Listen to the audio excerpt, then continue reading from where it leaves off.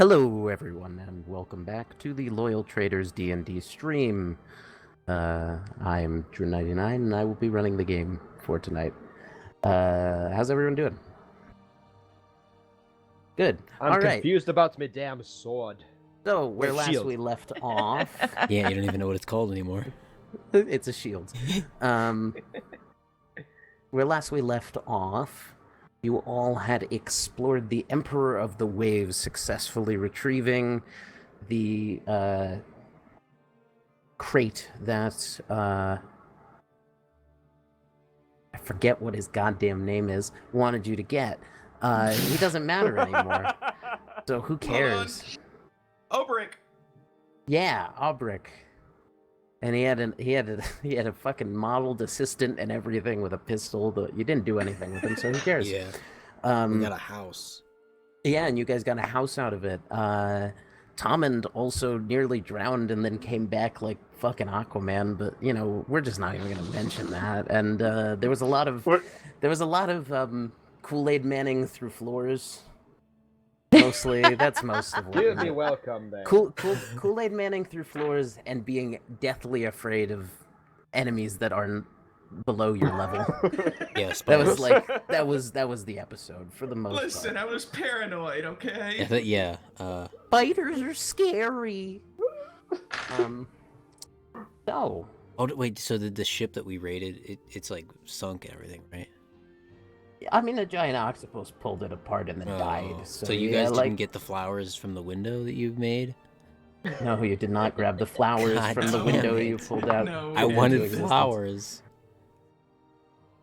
Well, where last we left off, you all had gotten ready to go to sleep. Yeah, Was I'm gonna anything- blindside you real quick before Yeah. we go to sleep. Well, I was about to ask if anyone wants to do anything before bed. I need to.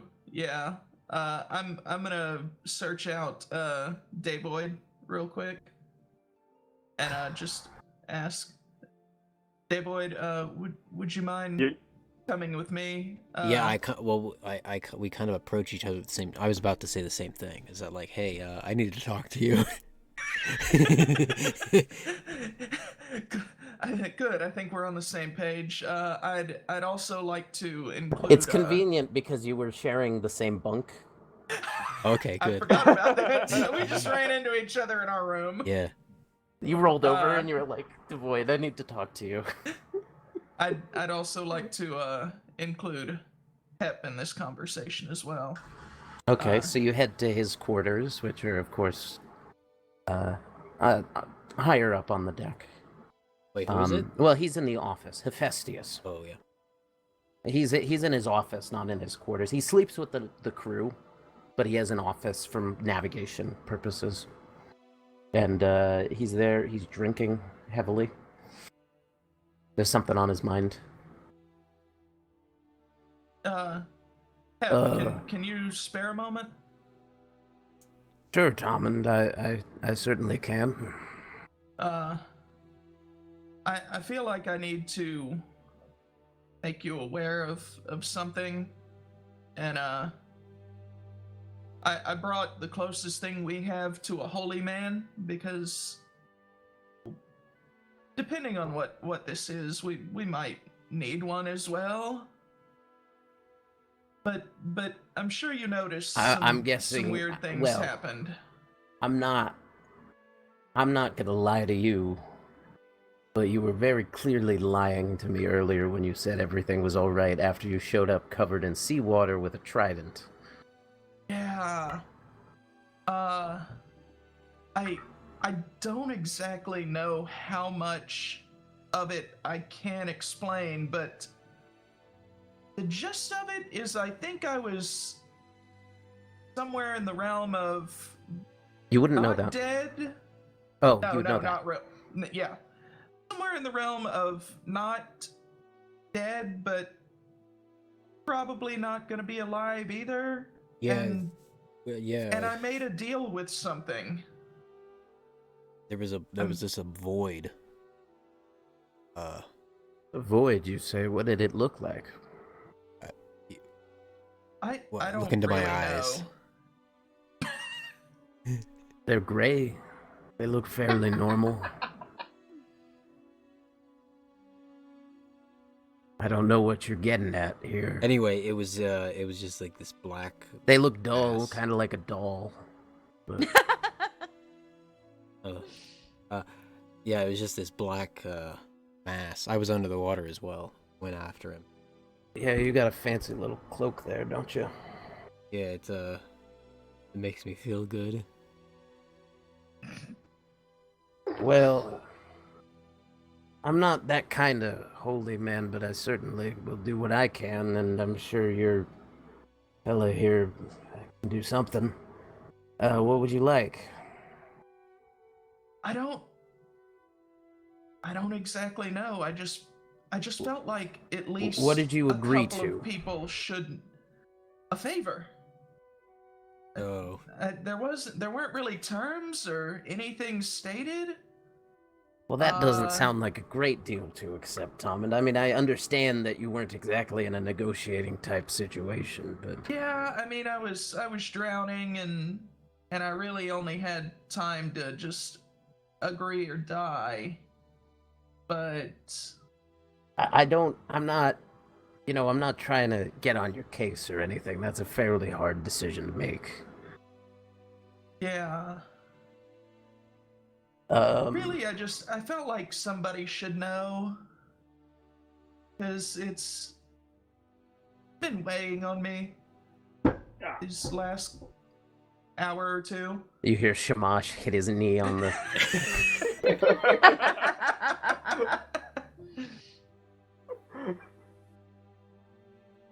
Well.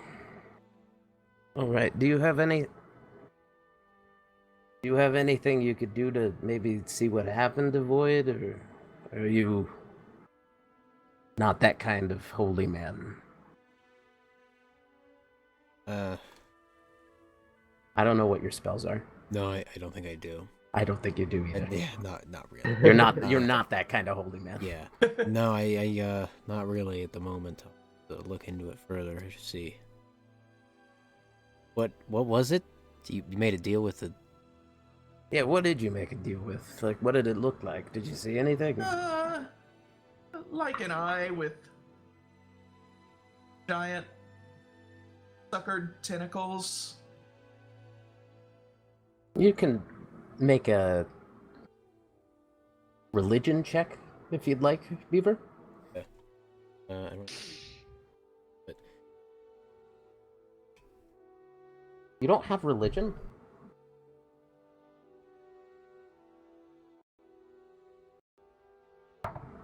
let's see here.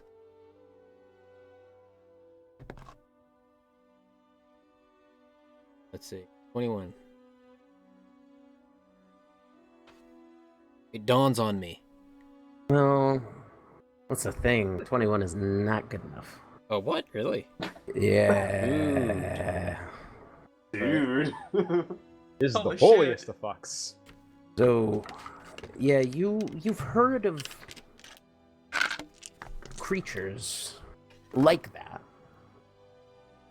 You know, krakens, ancient primordial beings, but what Tommen is describing, especially the scale that I assume he gets into a bit, is far above what a kraken normally does. Especially combined with what I. Yeah, okay. And krakens usually can't give magical powers. It's not usually their wheelhouse. And combined with what you saw, yeah. I mean, Not much. I can't. that seems above anything I've heard of. Yeah, I wasn't too much expecting for somebody to have a magic answer for me. More just, Well, if you're looking for a magic answer, what I will say is you're going to the right place. oh, that is true. I know a lot of things up there. Where are we going again? Aerinsula. You're heading Aerinsula. to Aerinsula next. Oh yeah. Kind of look at my shoes and act like I know what that is again. I don't know if your character wouldn't really know, other than the name. Yeah. None of you have been there before, other than Tox. Shamash, rather. Well, thanks for being honest. I was getting a little worried there. Yeah. I'd also appreciate keeping this privileged information for the time being. I just figured. Yeah, until we figure more of this out. He kind of flicks his wrist and the door kind of blows open as if a breeze would come through. I got a little bit more navigating to do. There's a storm on the horizon. Are you okay, other than that? Well, now I am. Yeah, I was a little worried. You lied to me, and then things went very weird. Yeah, I mean, a lot of cannons went off, and there were explosions everywhere. And then you very clearly lied about how you were doing, so I was worried that something had happened, but yeah, I guess I wasn't ready yet to that's fair. get into all of that in front of everyone, and Yeah, that's fair. You're good. Yeah, just Tom, and be careful. And as he says that, you just hear a roll of thunder in the distance. all right. Well, How are you gonna explain to the others as we walk out, assumingly? I don't know if I am yet. It's You've become like some kind of aqua guy. yeah, I'm not gonna lie, it was fun, and it definitely different, but I don't know if I'm gonna go into it with anybody yet. If anybody asks you, just you know. You know, omit- Tom, if you're anything. trying to keep secrets, you really should be more quiet, you hear from the crow's nest. God damn it. The crow's nest? Wait, how the hell did he hear it all the way up there? He's an eagle man. Oh, I guess. I literally just pumped his perception. Oh, okay. Oh. That's the joke. Oh, That was the joke. Could you please forget what you're hearing? Oh, Be I don't greatly understand it appreciated. anyway. Yeah, no, it's just Okay. we're working on a We're working on a fan fiction. graphic novel. Yeah, or that's what it is. All right then. Yeah, yeah. You should consider adding a Your brother beautiful Linz. bird-faced hero. We're gonna We will. He'll be the main hero. we're gonna actually make a graphic novel in our. It'll be like Watchmen. There's a comic in a comic. Make a little story in a story. And then we never release it. But yeah. Anyway, Dayboyd. Let's keep the focus, I guess, on the trident for now, and omit anything about giant eyes and deals and things of the sort. Mhm. At least until we know a little bit more about what's going on. Well, as you all head off to your beds, you all fall into a... Yes, Aaron? I'm going to attune to my Gathias staff blade now. Just wanted to make that known. All right. Noted.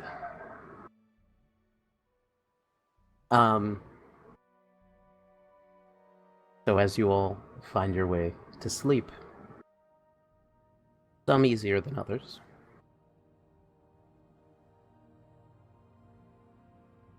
I think Oscar, I think I need to attune the Python. Staff with the Python. you may. I think it said I needed to, so I guess you could do that too. Anyway. Oscar, Oscar looks prepared you for instruction. normally have fairly regular dreams where you hammer things. Tonight's feels different. You find yourself in a field, which is weird. You don't like green things. You can't hammer them. And you don't have your hammer, which immediately terrifies you. The sky above is dark, but unlike what you're used to seeing when you look up, there are all these bright colors swirling in the sky. You see a half-orc man wearing roguish attire walk up to you. He's got a very well-made shirt. That's what you pick up. And he just he walks up next to you, and he's looking up at the sky. And he says,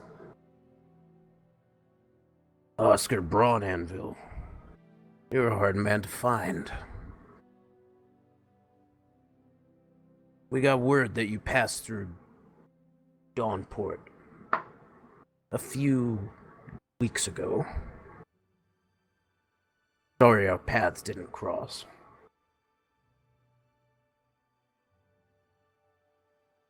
We're looking to hire you. You're one of the best smiths in existence, as far as we can tell, and, well, we need your expertise. Next time you're in the city, we need you to head to Bayport. There's a tavern there called the Hollow Cannonball. Hand the barkeep this, and he hands you a card.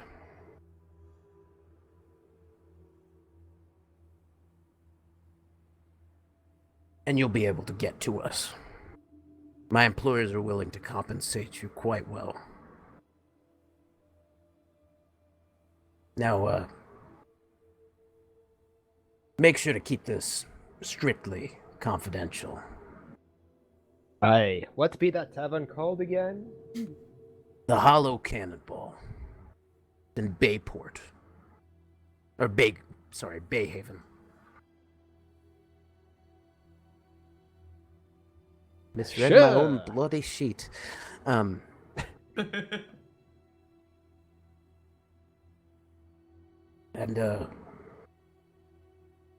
We hope to see you there sooner than later, Mr. Braun Anvil, though we understand you're on a job right now. It'd be much appreciated to us. And as you look down at this card, you see words that you're unable to read. You can tell that they're words, but that's not your... No. What? Wait, because he's in a dream or because he's dumb? It's the second one. Oh. But they're written in a ring. Just a ring of words written on this card. And Poor guy can't even read in his dreams. On the other side is an embossed symbol of a shattering ring. And the dream ends. Would Oscar know that the difference, like, that he was actually being contacted, or would he just think that was a weird dream? We may never know. Would he be smart enough to? Arendelle. Okay. Given your new revelations about your parents' past, you aren't surprised to see them sneak into your trance in a few places, but something odd happens. So it's a fairly normal memory. You've seen it a few times before. Back in the Elven Enclave before you went on the run. You're sitting, eating dinner with your parents. When suddenly, your father's face kind of just goes slack. And then all of a sudden, you just start hearing, Arendelle! Arendelle! And it's your father's voice, but he's speaking. This never happened. And as you're kind of trying to process that, it just shifts. And you're not really sure what happened, but the rest of your trance goes by uneventful. Command. Unlike previous dreams, tend to follow your normal warm memories of home and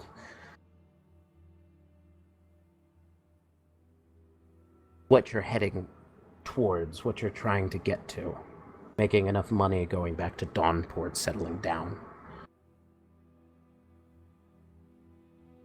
You dream of nothing. Not quite blackness. You can feel your body is cold as you float in the water with nothing around you.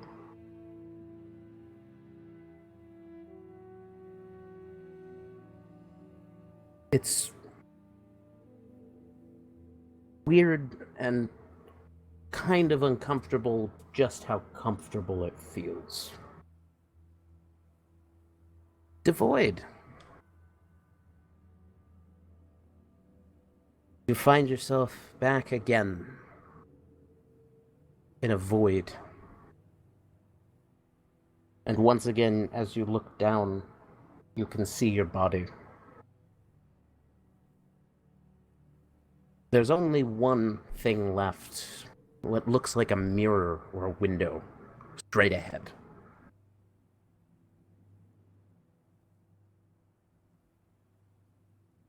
What do you do? Oh yeah, okay. Walk on over to that boy. As you walk forward, the void seems to clear and separate like mist or smoke. And you can see through this window a field of stars. And as you're kind of looking through it, you find yourself sitting. Your proportions are slightly different. You can tell you're still a small person, but you're not quite as stocky. And everything around you is made out of silvery metal. There are odd blinking lights all around you as you look forward into this window that covers all of your view. You see stars racing past as you sail on this odd ocean made of gas. Your right side, a minotaur with purple eyes is sitting, helping you helm this odd ship that doesn't seem to have traditional controls. You turn to him and say, "They're coming for us, so I must follow protocol. Do you have anything you want to do before we go?" He just smiles and replies, "There's nothing I'd rather do than this." As your ship begins to slow, you see a massive crystalline wall ahead of you. It towers impossibly large in your vision. There's a gate right in the center of it that your ship is easily able to squeeze through, and you see 3 planets. One appears to be made of magma. The other has a gassy atmosphere at the very least. You see swirling clouds and tornadoes and storms. But the third is almost stony or metallic. The Minotaur reaches for this odd-looking stone on the console that seems to have holes poked through it, and presses a button and says, "Starpiercer speaking. Protocol D has been triggered. Thank you for your service to the collective resistance." As you begin to accelerate faster and faster towards that metallic, stone-looking planet. Behind you, you can see on a monitor to your left, these ships that look like snail shells begin to burst from the gate that you just went through. At the same time, ahead of you, the same ships begin to spiral from the planet, but you're able to dodge them. You begin to enter the atmosphere, as you can see that what you thought may have been a metal planet surface is actually buildings. Thousands of them. There's a beeping sound from the console, which the Minotaur swiftly kicks. As you pull out a metallic device from your belt, aim, and fire on the Minotaur, who is instantly evaporated. A few seconds pass, and you can clearly see the strange, snail shell-looking buildings on this planet's surface. You're moments away from crashing as you turn the ray gun to your head and pull the trigger. And that is the end of your dream. Shamash, you have no special dreams in particular. Your dreams are normal. Because you're not plagued by anything in particular. You're doing fine. As you wake, though, a voice comes to your head.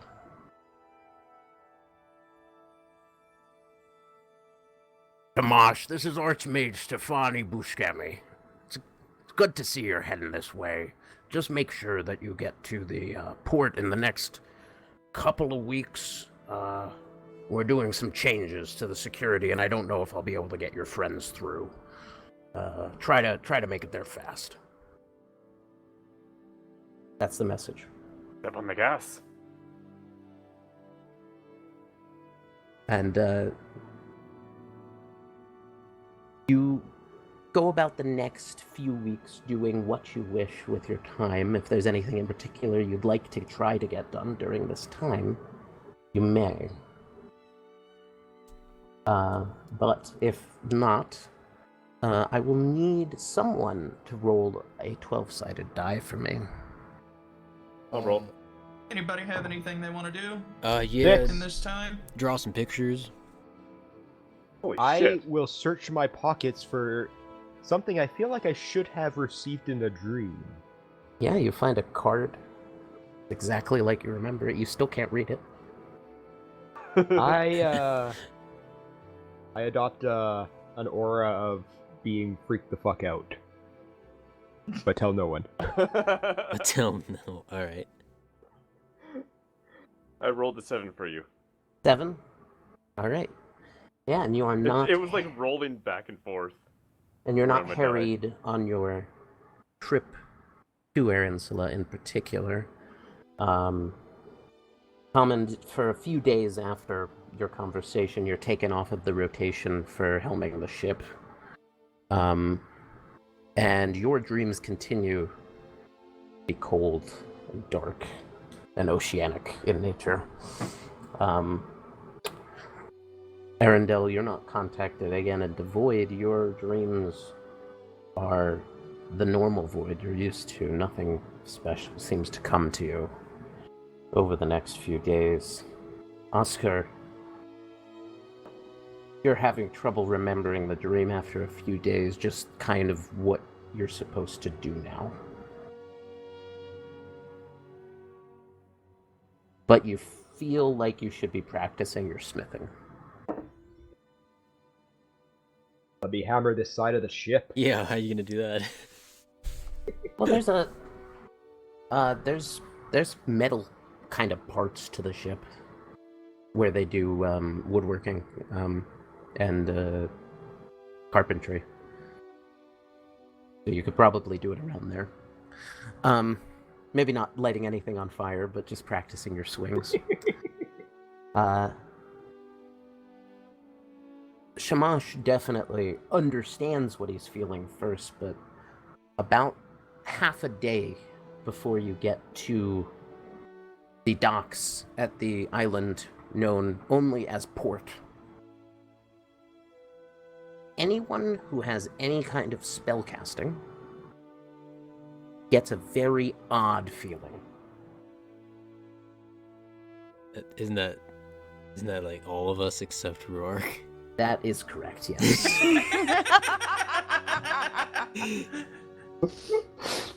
Linz, do you still have the gif of Rourke doing that dance? Yes. I have it. Yeah, Excellent. so all of you feel a very odd sensation, almost like being near a magical item. And those of you who are above decks, I don't know where you're spending your time. There's not a lot of room on deck to be sitting around, but like one or two of you could be. You eventually start to see these odd shadows kind of cross over the boat, like extremely quick clouds. And as you head towards this island, which is not small in size, you see occasional splits of movement as things are flying from this island into the clouds. It's a cloudy day, unfortunately, so you don't have a good view of above the clouds. But you are able to fairly easily make port, and standing on the dock, waiting for you, wearing extremely odd-looking robes that remind you of Shamash's in a way, but are just so much more bizarre, with a powdered wig and beard, is this red dragonborn who's standing there, and he's holding a staff in one hand that sort of looks, it'd be hard to say, it almost looks like an ergonomic grip at the top. But he's just he's standing there and he waits for Shamash to disembark before he does anything. And he just kind of waves. Shamash! Hi!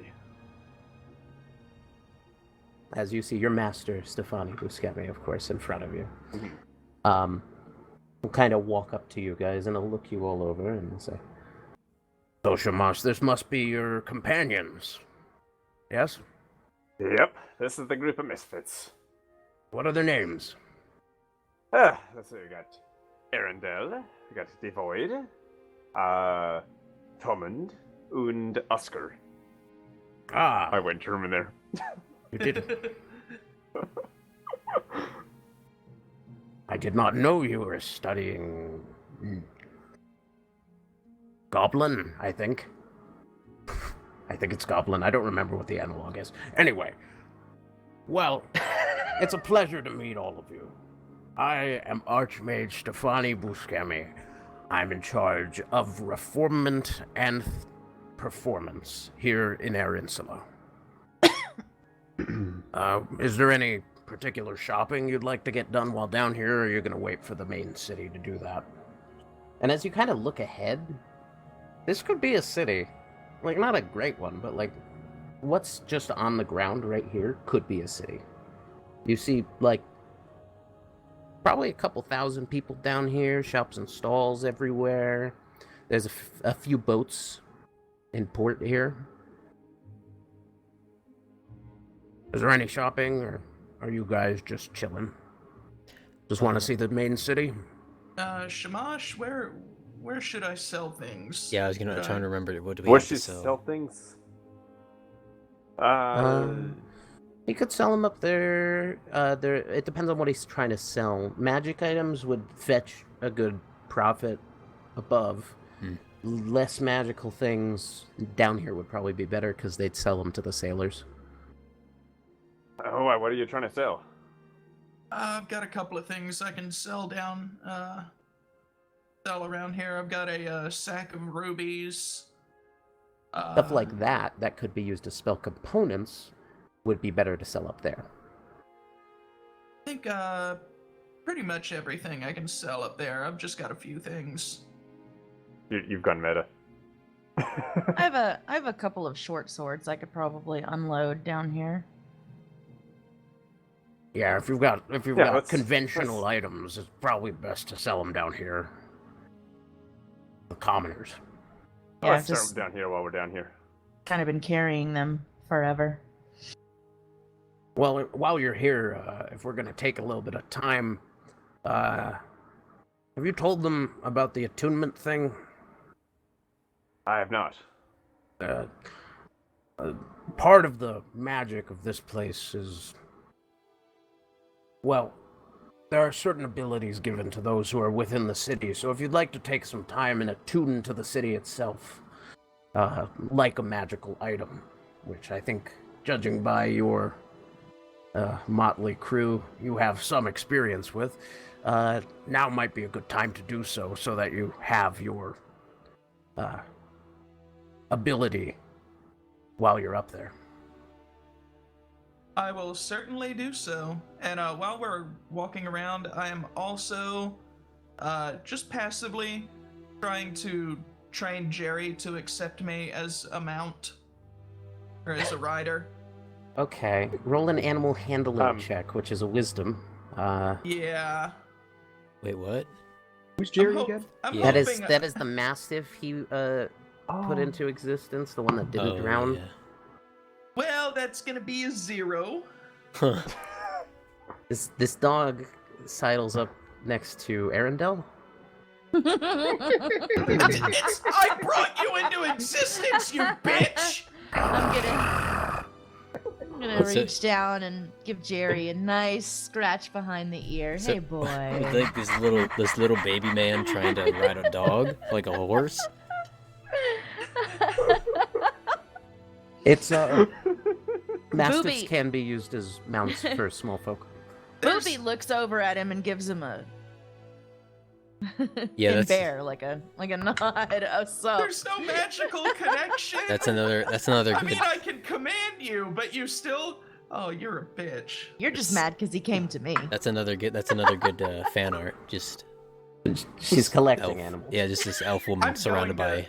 I'm going She's got a to cat. somebody She's got keeping a a cat Jerry. around her neck as a boa, and Yeah. she's got a dog, a massive dog. I could bring the snake into existence. From That's the- a giant snake. You might not want to do that. Oh, okay. It's a giant. Big anaconda. It's a giant python. I'd say it was like 10 feet or something, It's a- right? I think it's a. I only deal in furry.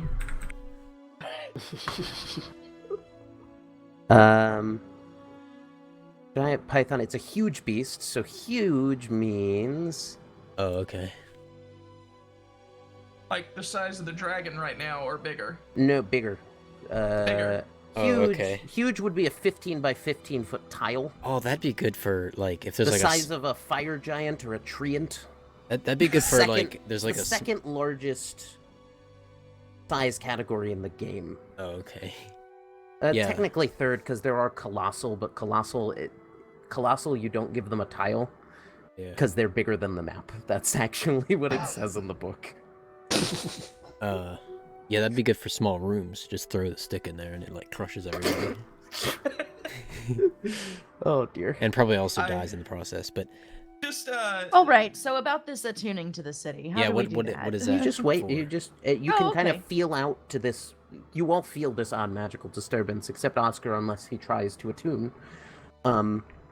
And you can reach out to it like it's a magical item. And do all of you choose to do so? Yeah, I I choose to attune. attune. I yeah, missed too. the warning being freaked out by this card. No, I don't. So you don't. You sure about Devoid. that? Not right Uh, now, anyway.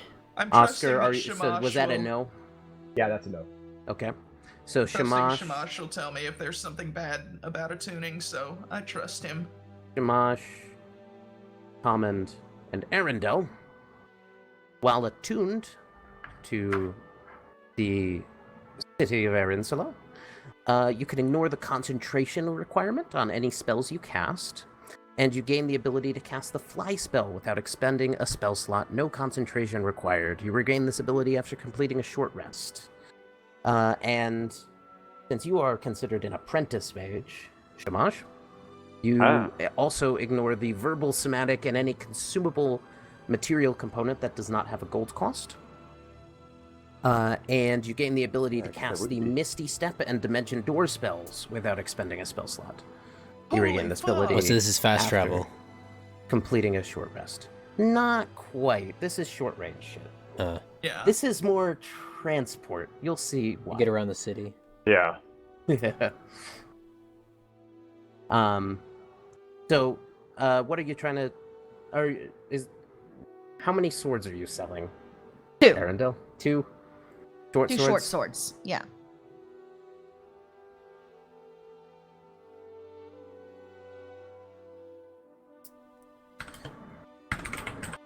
I'll toss in 3 daggers, or 4 daggers on that too.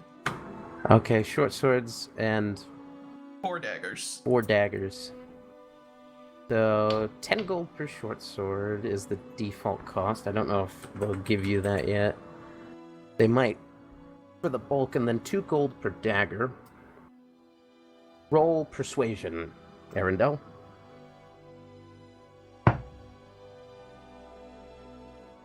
Minus. Trying to see. Oh, it's under. Yeah. All right. So 15. Not bad. Okay. Yeah, they'll give you full list price. So that is 22, 4, 6, 8. 28 gold. Okay. They're happy to do that. This lovely green dragonborn woman, you see, she has wings, which is something that none of the dragonborn you've met so far have had. You've also noticed you're definitely not the tallest person here anymore. This must be what it's like to be the short people, because everyone here is like, look, like average is 7 foot. Shamash is below average. As is right. Stefani. So That's hot. You're like a fair amount of 8 foot tall dragonborn. So that walking means around. that, like, the majority of us can't even open doors. These are magic people. What makes you think their doors have handles? Oh, okay.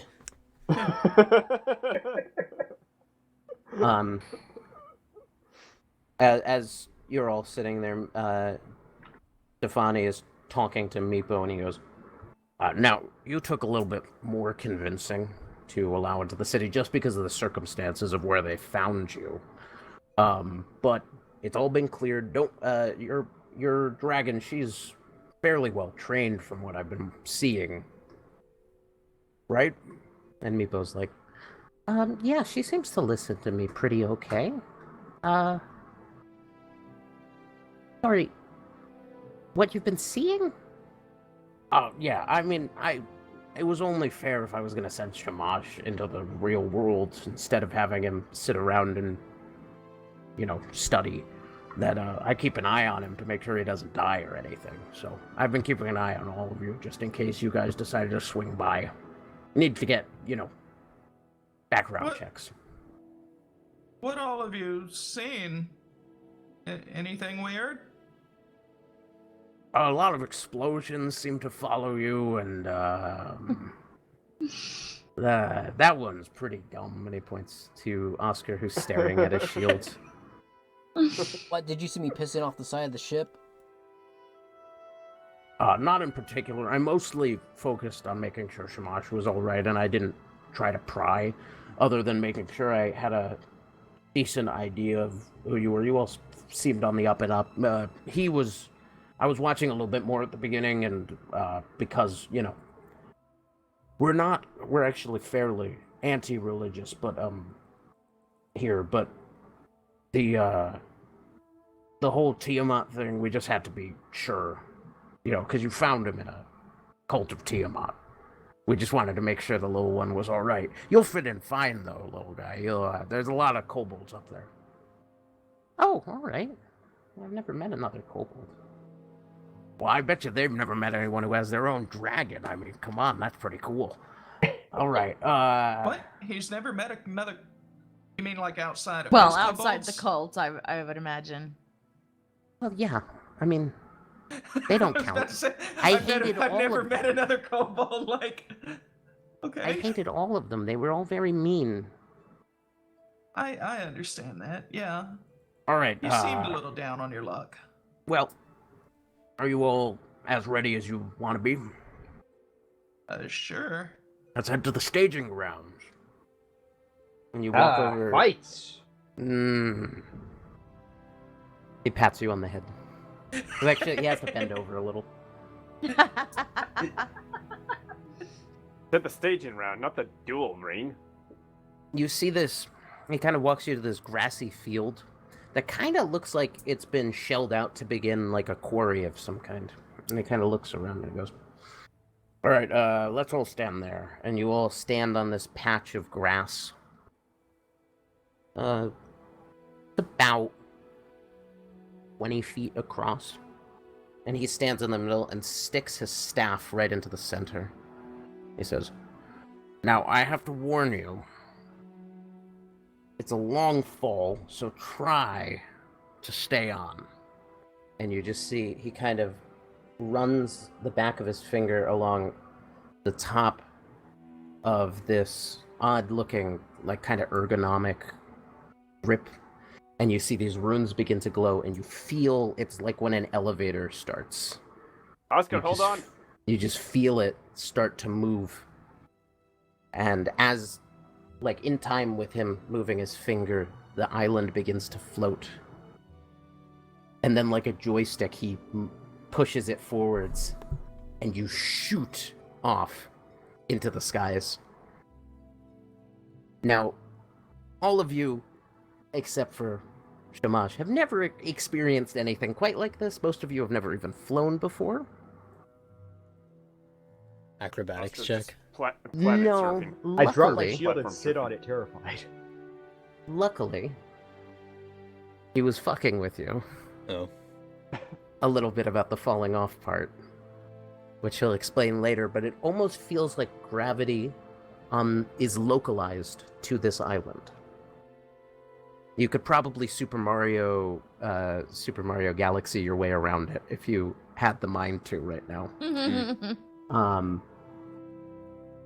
But you shoot off into the sky, flying faster than anything you've ever seen move. It is extremely nauseating. And I need all of you to make Constitution saving throws except for Shamash. Oh, this would be easy. That one's cocked. 22. Uh-oh. You're good. 8. Arendelle, 5. how about your bear and your cat Oh shit. and your dog? Oh shit. Oh, I'll roll for the dog. Devoid? Yeah, I got 18.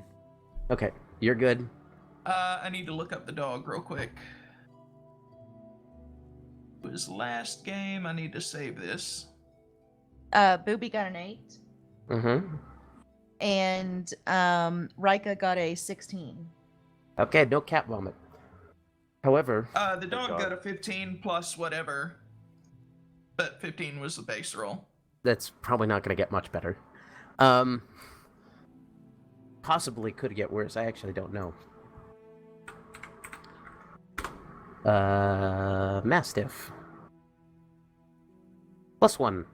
I don't even 16, have a 16. I don't even have a character sheet for Rika. I'm just saying. Cats. She has a +0, so yeah. Okay. No cat and no dog vomit. However, you and your bear, as well as Tomand. Day Boyd. Oh, no, Looks like I I gotta had check. 18. Oh. I gotta check Meepo. How would Oh, no, of wait, course. Tommen would throw up even though he's a sailor? This is a very Yeah, I different was thinking- Yeah, I experience. guess. Very different from sailing. Sailing is somewhat predictable.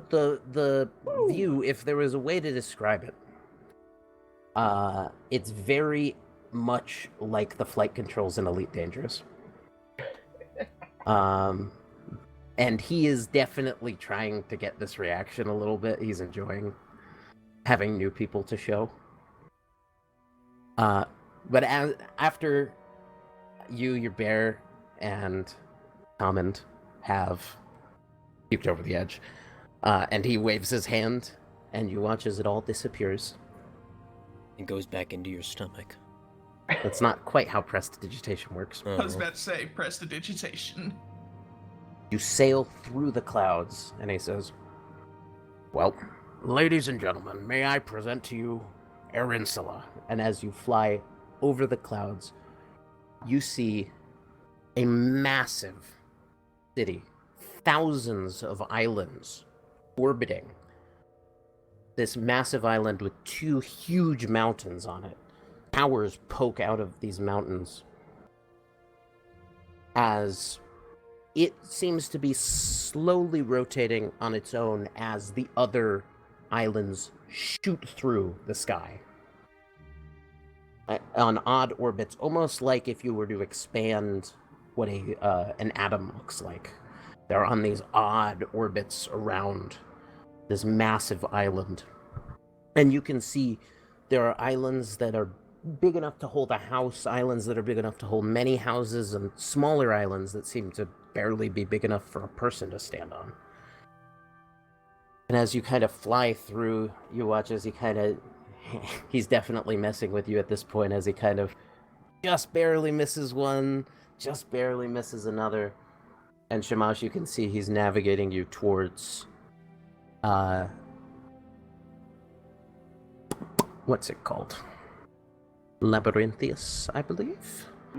Yeah, Labyrinthius. You see... I know that place.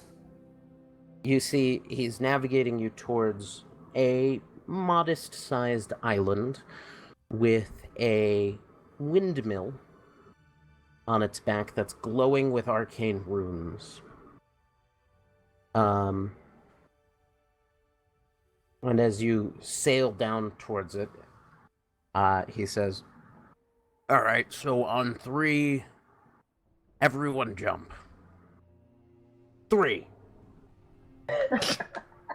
Jump. Yeah, I make just stand there acrobatics waiting for checks, one of everyone. you. You're just gonna stand there waiting? Yeah. You auto-fail. Yeah, I kind of figured that was gonna happen. Good God. Acrobatics? 9. 21. Danny needs a new set of dice. I have a +7 in acrobatics, and I still This only is got pretty- a 9. This is pretty out of your wheelhouse, bud. Could I instead of that like just pull out the immovable rod and have it at the ready? You want to rip your arm off? I don't know how fast we're going. I mean, Pretty fast. I mean, it's all relative to what? The Immovable, it island stops that's dead. moving right now, but like it's pretty... Would you like to do that? Oh, I don't know. Yeah, but you didn't. I didn't know what the hell we're doing. You said the jump. I don't know what the hell we're doing. You're shooting... You're basically racing at rapid speed towards the ground. Oh, okay. Would you jump, or would you have the immovable rod? Yeah, I guess. I guess jump. I gotta see here. 12. Aaron? 15. And your dog? Or, sorry. Oh, I'll do shit, Booby. I'll do the dog. Yeah, you The do cat should dog. be fine, right? The cat's fine. The Yeah. cat's around her neck. Oh, I was gonna say because the cat would be able to land. Booby's a 17. 12 You'd be for surprised. 12 for Jerry. Yeah, cat, or bear, dog, fine. Meepo flips off and lands on his dragon that was flying next to you. Go off. Fucking Natural Meepo. 20, what can I say? As you watch, yeah, you're all able to land to varying degrees of success. Talmond and Ruark, Oscar, you take 6 bludgeoning damage as you get a bit of a rough landing and kind of slide a little bit. As you watch, he doesn't move at all, but it seems that something in the magic of what he's doing, he's completely cushioned against the fall. Is this like jumping in an elevator kind of fake physics? Well, it's magic physics, Oh, okay, yeah. so yes. Magic fake. Well, in this world, magic's real. And you're all standing in this lovely courtyard. There's a gravel path that just kind of leads off the edge of the island. And you can see standing at the door is a familiar-looking brass golem with wings kind of haphazardly on his back. That you, very thin-looking golem that you know is Icarus, who was your assistant while you were working here. And he just kind of goes, "Yes, well, sorry. Always fun to get new people into the city and really show them how it's done. Sorry to trick you a little bit. My family made the technology, or the magic, arcane sigils that allow the islands to fly, so I've really got it's a knack all for it. cool. I didn't get hurt at all.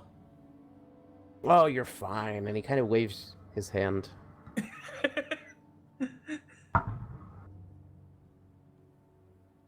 An odd sensation feeling time flow backwards through your body, but your hit points are negated.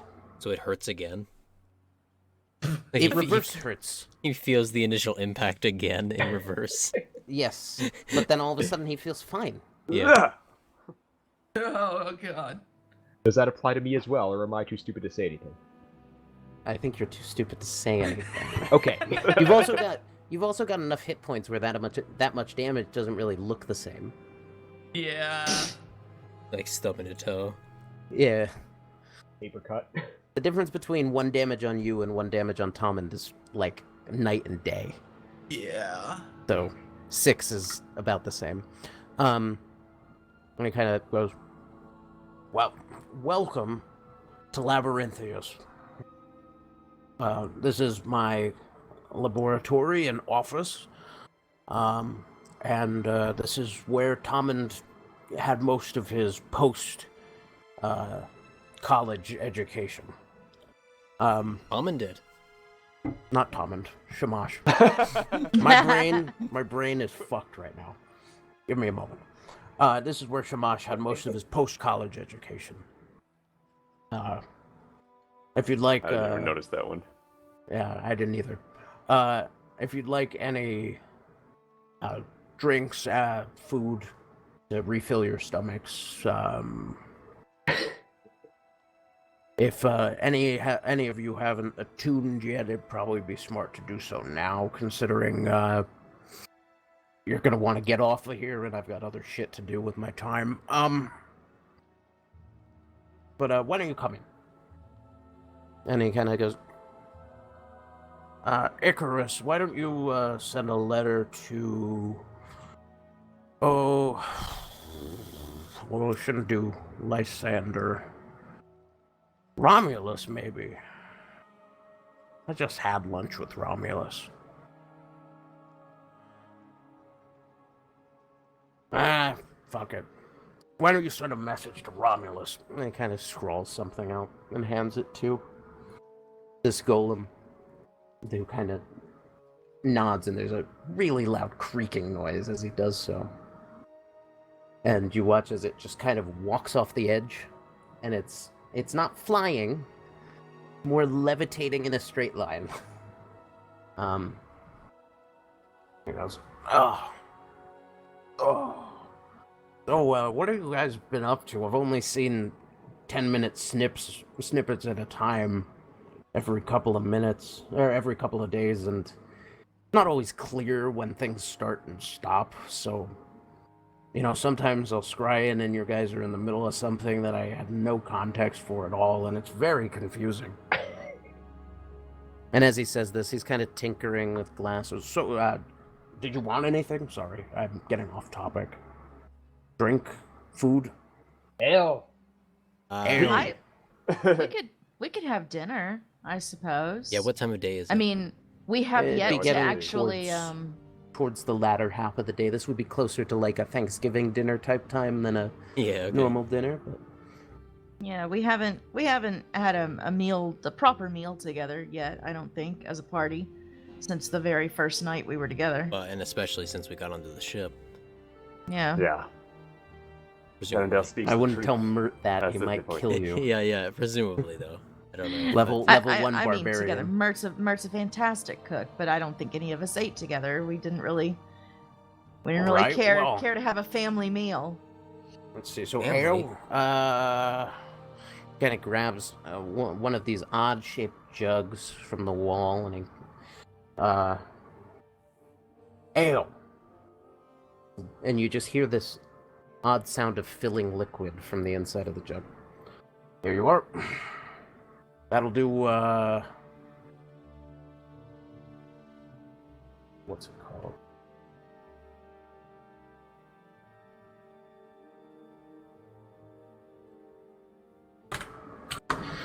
I'll do 10 gallons, I believe. Jesus Christ. I'm getting shit faced tonight. Yeah. You have any salt water? Salt water. Odd request. He picks another one up. Salt water. 12 gallons. I try a sip. You're not a fish, but it's like air. It's like breathing, but saltier.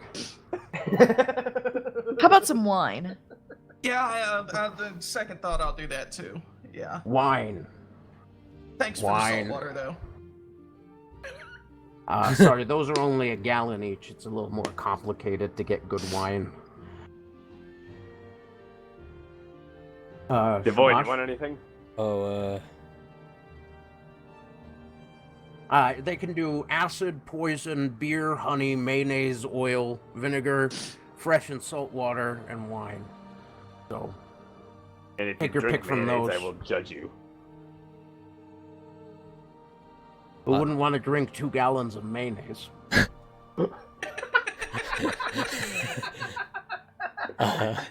I will say for the record, the last time an apprentice did that as a joke, I made him drink it all. So Tommen, are you putting that salt water in your inventory?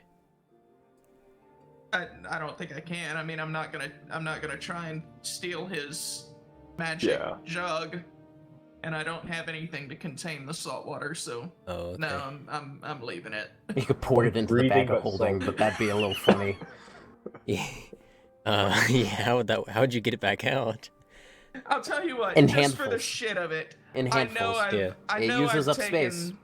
I know I've taken potions, so I will add 1 vial of salt water. A potion vial of salt water. All right. You ever need a single breath of air that would count as that for you? Holy shit! Oh, I have so many plans for that now. Only for you, though. Yeah. Other people can't breathe water. That's weird. Wait, what was the? I Yeah. forget about transformation. Wait, Your what was- options were acid, basic poison, beer, honey, mayonnaise, oil, vinegar, fresh and salt water, or wine. From this option, Hey, I should. Oh no, that's not. I'll just go with the Oh, wine, like with Rindle. wine, Wine? and By level 6, I can Shamash. add poison. Let's get some water, please. Thank you. fresh water. Fresh water, yes. You gotta be careful. You gotta be careful. I was Yeah. sliding the jug to him with the salt water in it as he did that. What It's would you been a like long for? journey. What would you like for food? Any sort of red meat. Maybe He's gonna snap his fingers, and you see a massive golem. Kind of looks like the wall breaker golem thing from Iron Man suit from Iron Man 3, the Igor robot. It kind of walks in, and it's got all these empty plates on its back, and it'll just start slamming them on the table. I just yell swordfish and scallops. Mhm. On your plate. Oh, It's right. a I like it's this place. a full meal, or it's more than a full meal. It's a full swordfish and scallops. Oh, Oh, okay. Guys, You know, Um, like 8 feet long. guys, Yep. do you just want to retire here? Couple of green vegetables, perhaps. Do you have sweet rolls? Sweet rolls. Awesome. I'm gonna say Awesome. swordfish like 4 I, more uh, times. I reach over and steal Arendel's sweet roll. Roll a sleight of hand check Oh fuck! against Arendel's passive perception. Let's see here. Although she seemed pretty fixated, so if you'd like to make a Well- perception check, Arendelle. No, it's more like I want her to notice it. Because While he's distracted, I want to reach into his pocket and just steal anything that I can find in his pocket. Okay, I don't you know roll a about that. sleight of hand against Devoid's passive That perception. we're all like, yeah. Anyone want to steal from Tommen while we're here? Meepo will. Okay. You're pretty. 13. You're, what's I your actually passive have perception? 14, so get fucked. Shit.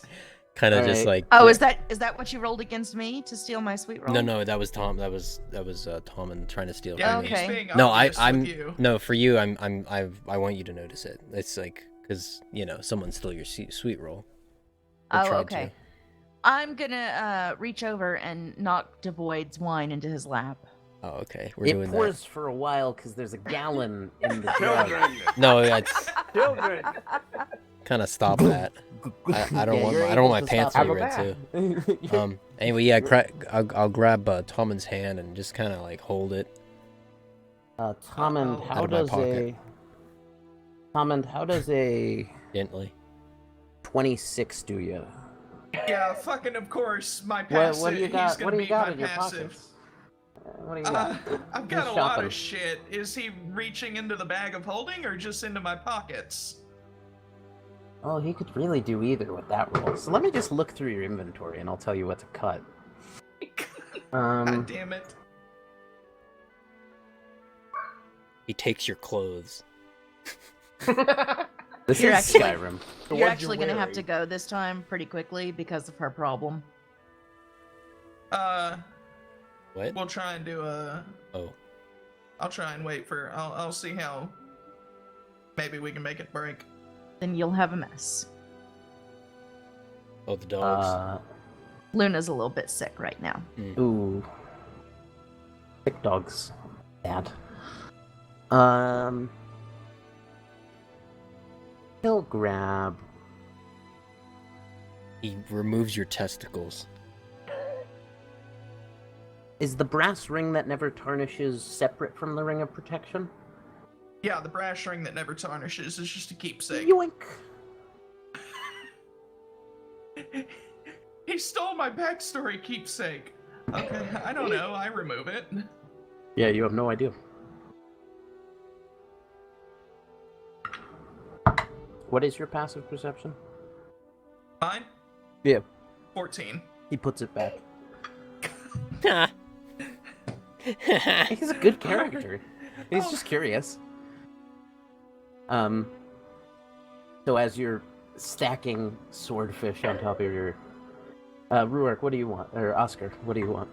Do you understand how this works? Fairly straightforward. I'll take a full pig. Jesus.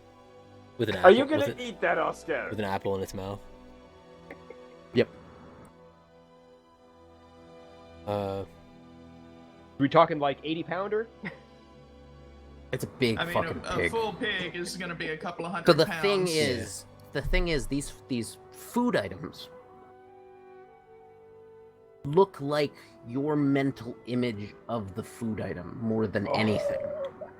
Oh. Now they okay. are actually the thing, but when you were to say swordfish, for example, it looks like your idea of swordfish and It scallops. looks like the one I caught Yeah, years yeah. back. With... So when Oscar, 5 Intelligence Barbarian, says pig, Oh, that's God, his it's side of the alive. table.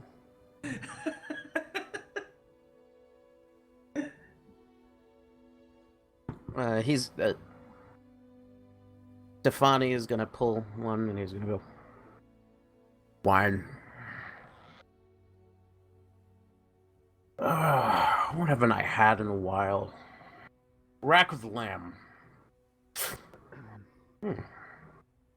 So, yeah, what have you guys been up to? Have you found anything interesting? Bought any I don't think I cool put any food in my things? plate yet. No, I don't think you have. Oh, What would you like? I didn't either. Oh yeah, you stole from Aerinsula instead. Or tried. Go spaghetti. Okay. I'll have a soup. Just like a hearty soup with some. As you start to say soup, he potatoes. goes, "No, wait, don't!" As soup starts pouring from your plate. What? Oh yeah. Okay. Oh, you should have told me. I would have gotten the bowls. Oh. No, I prefer to eat it this way. And he just kind of crushes his hand, and you watch as the plate is crushed into a bowl Like shape. morphed, yeah. And the liquid, no, it doesn't look, it looks more like he's physically molding it with his hands, and he's just insanely strong. Oh. And the soup just kind of returns to within it. Yeah. All right. Yeah, so have you met any cool people? I mean, this one wasn't there when you guys entered the dungeon, so I know you met him at least, but, you know, have you done anything cool? What have you been up to? We've met several cool people. Tell me about it. I never leave. I've been here for a few hundred Why years. don't I imagine this character Well, having we a did cigar? just in I've his got mouth? a Interesting cold people. sword. He talks out of one side of his mouth, definitely. Yeah. Okay. The right side? Always. Yes, my right, yeah. Always the right side. Yeah. Yes, I'm actually just... When I'm in his voice, it's just this side of it. It's just this side. I don't know why. This side actually has to stay very, very taut in order for it to work. So, you have a cold sword? Yeah, How's it's that? pretty cool actually. Here, if How you did just this do you have like a candle or something you can light? A candle appears lit. All right, watch this. Linz moves her hand Yeah, into. Liz uses the force. Yeah. You watch. You've never actually seen this before, because there's never been non-magical flames when she's unsheathed her sword. But as she unsheathes the blade, you watch as the candle blows out. Pretty cool, huh? Wow. Yeah, it's Yeah, a that's literal not a bad party one. trick. That's yeah. That's not a bad one. I'd show you what else it can do, but it would hurt. So like, I won't do that. Oh, well, if well. we're- Thank you, Arendelle. I mean, if we're showing stuff off, I get up and I throw the trident at a wall and whisper the word. Okay. Roll to hit. Brock. God damn it, this wall better Roll be to fucking hit the easy to wall. hit because I've been rolling like shit. You miss a wall. It sucked real 19. bad. Yeah, you hit the wall. You watch. Roll damage, by the way. You watch as he kind of... You've never seen it outside of kind of the water. You watch as he throws, his body just turns to water starting at the head and flows with the trident as it flies. Okay. And it's just kind of congealed along the end, and as it splashes down, he's kind of revealed. I'm assuming I'm sneak attacking the wall, so... It wasn't expecting it. 14 damage.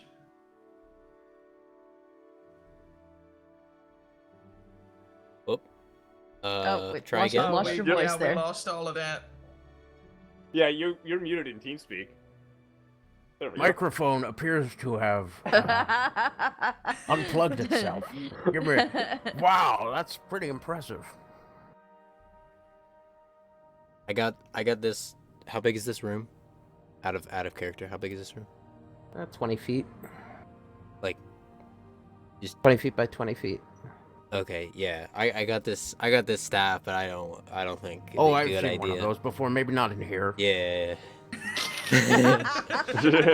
I got one, actually. Daedalus. The big hulking one kind of walks over and he taps on its chest, and you just see the slot opens, and there's like 8 staves. Yeah, that one. He pulls one out, and it looks kind of like yours, but a little bit plainer in design. Yeah, it was one of my first enchantments.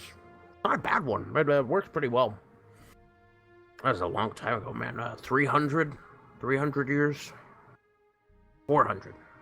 I lose track. You're just, well, do you want to try the sword on Daedalus? I mean, you can take it. Oh, sure. Roll. Yeah, okay. Am I rolling to hit him? Yeah. Yes. Oh, okay. You okay with this, Daedalus? It's a construct. No, yeah. there's laws against owning sentient constructs, so. 17. Right, true. 17. That'll hit. However, your cold damage is halved against him.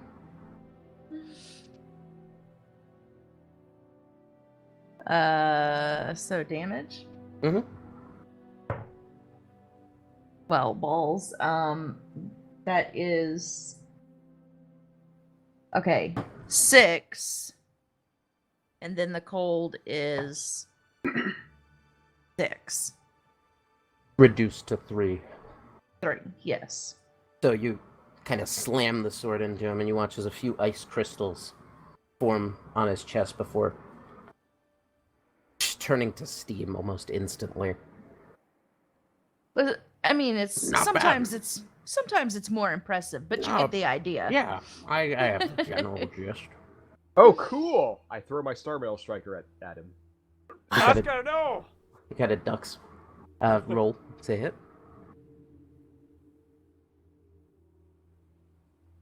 That is a 17. That just hits. Half cold damage. Should we roll initiative? I want to attack him too. No, you don't have to roll initiative. No, He's no, letting no. he's letting you hit his golem. 9 plus only 1 cold damage. Start fucking So beating on 1 this. halved to 0. No, that is halved. It was Oh, 2. okay, 1. So 1 half to 0. clang! It smashes into Daedalus's head and then returns your own. Oh, one of those returning ones. Yeah, those are pretty cool. That's actually a really interesting design. Can I see that? Sure, I toss it at him. It's like in Ragnarok when Hela catches the hammer, and it does not return to you. It's not possible. Wow, that's a unique design. That's a pretty cool one. Yeah, you got a real gem here. He tosses it back to you, and it does not obey its own rules. It does not return to him when he throws it. It returns to you. Anyone else got anything cool? You've got a weird staff on your back too, Devoid. Yeah, I was about to. Yeah.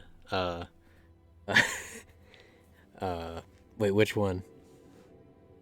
Not the Python one. He knows what the Python one is. Okay, which one? Not the common magical item. He knows what that is too. Yeah. He, Alright, so he lives on a Glyphias. flying island with windmill. Well, I Powered by wasn't sure if arcane he'd ever energy seen a and two pole golems. collapsing with a seagull head on the end of it. Okay. I've got 6. No. No, yeah, okay. The Glyphias doesn't do- staff, which has Yeah. like this black coming off of it and whatever else. Yeah. It's like holy wood. It's spongy looking wood. That's a fascinating one. Oh yeah, I have one of those too, except it's got blades. It's an elven design. Oh, you're an elf. Oh, that makes sense. All right. Yeah, actually, I was gonna. If now is as good a time as any. And he kind of grabs a pair of goggles that were sitting on the chair to the left of him that have these green lenses in them, and he kind of puts them on and he looks at each of you. Everyone make wisdom saving throws. Unless you fuck. choose not to resist. Oh, Make a choose- wisdom save. I'm gonna be so good at this. Wait, what are we resisting? His gaze. Oh, 5. 3. 13. 26. Yeah, 26. 17. Okay, everyone but Beaver fails. Interesting. Interesting. Red. Everybody do it again. Great.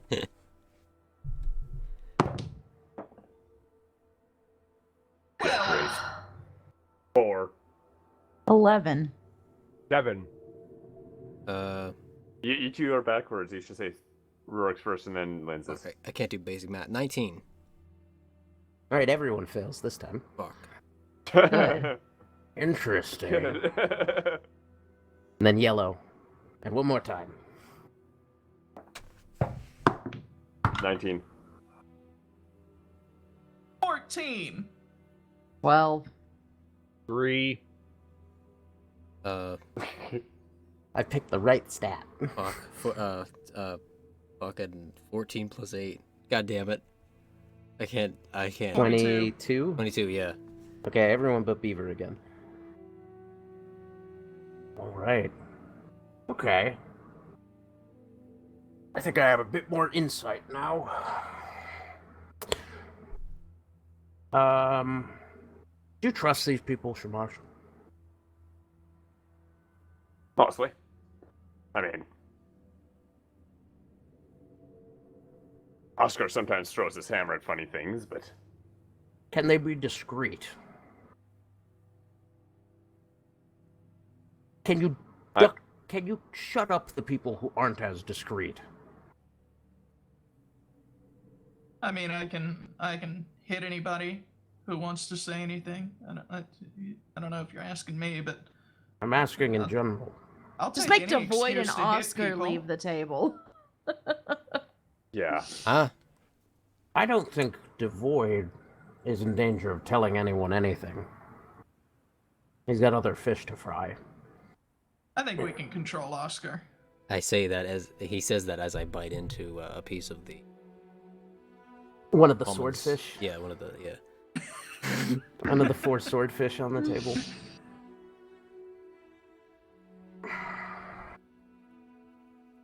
An I don't ancient, know if I can hit Oscar.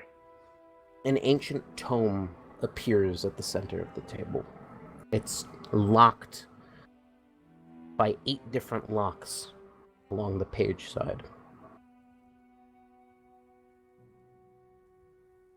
Masha, I'm entrusting this with you. You're the only one of my apprentices with the know-how and capabilities to do something like this. We were doing some research into the mythalars, the artifacts of ancient power that keep the city working how it is. That's what you're really attuned to. They allow some basic powers and spells and effects when you're in proximity, but the more you study them, the more you can learn. Now, we learned something, and I apologize. I can't tell you what because I've removed it from my memory. But it's not a secret we want the Deathless Archive to have. Because they believe in freedom of all information, and while that's lovely, some secrets would be best kept that way. We don't want another I rise of understand. Krakatoa. We don't want people attacking our city for the secrets it holds. So I need you to hold on to this. Tell no one. Don't look at it. And bring it to the lost library of Vecna. Which is... That's not it. It should be somewhere in the Freelands.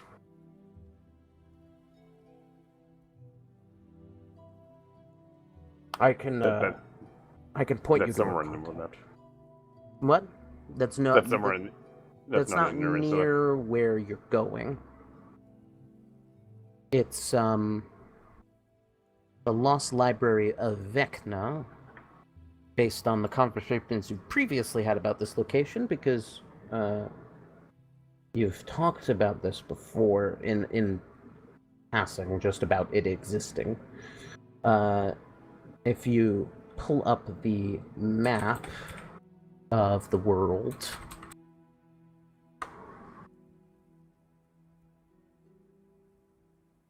if you need another link, I can send it. It's in the pins. It's somewhere in that desert area. Okay. Just But get it's it there. lost, so we don't exactly know where. Not exactly, no. There might be someone I can send you to or contact that could help you a bit more than somewhere.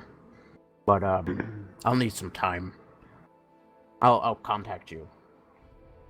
Oh, speaking of which, have the other apprentices enchant you up some stuff. Let's see, here you go. He flicks you a stone that Devoid reminds you of the stone you saw in your dream. This is a sending stone. It's a communication device. Just speak into it, and he kind of pulls one out of his pocket. I'll be able to hear you on this. Let's see. We got some other. Pardon? Can you respond? Oh yeah. I can talk through my end. I mean, we saw these Excellent. earlier when we first met Almond's old Yes. crew. Yes. Yeah. Hephaestus had some in his office. Yes. Yeah, we also, let's see. Oh yeah. He hands you a piece of paper and he says, this is the arcane sigil for here. I've noticed you're getting up there in the magical prowess, so at some point you're going to be able to transport you and your friends. So I figured it's worth you having it so that you can come here if you need to. Let's see. You use a sword now, don't you? I do. I didn't You find got it as a- helpful. You got a magic shield yet? I have a shield. I don't think it's magic, is it? I don't think it is either. Well, we'll see what we can cook up in the next few hours before you guys head out. You guys need anything? He kind of looks at the rest of the table, who are snacking on various foods. I imagine Oscar is currently, like, face first in the pig. His head is inside Yeah. the pig. I look over and I just say, does the title "The Circle of Chaos" mean anything to you?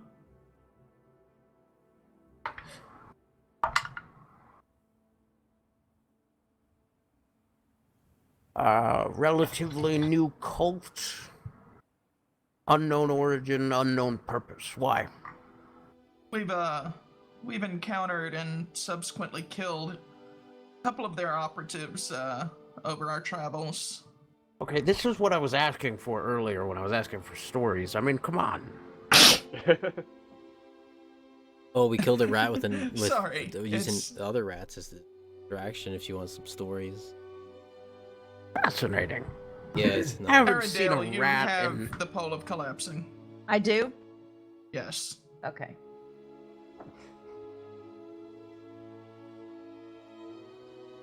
Fascinating. You notice as you're going through your bag that the ring that you keep as a keepsake is now on your finger.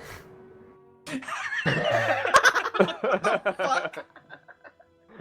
What's amazing is it's on the finger of the hand that was in Devoid's pocket. Oh my god! Fucking Meepo. Sick. Oh shit. Because I beat Beaver's passive perception too.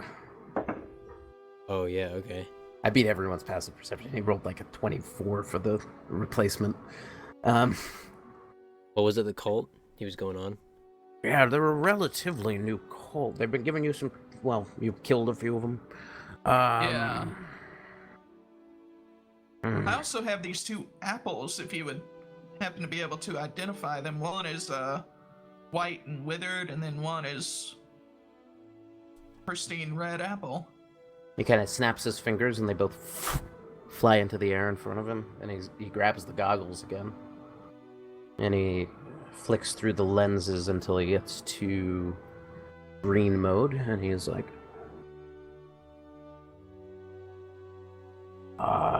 this one, and he points to the white and withered one.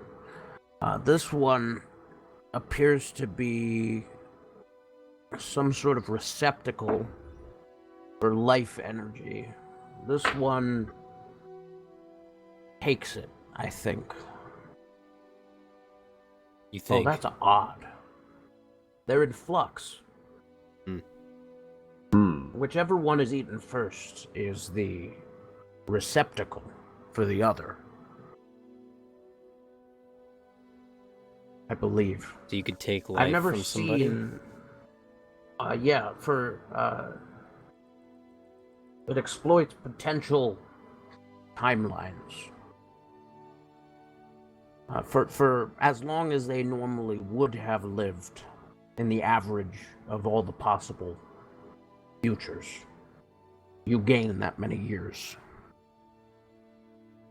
Was the bee the which one? What? Wait, which one is? Each Whichever one is one, a whichever one is eaten first acts as a receptacle for the other, by the looks.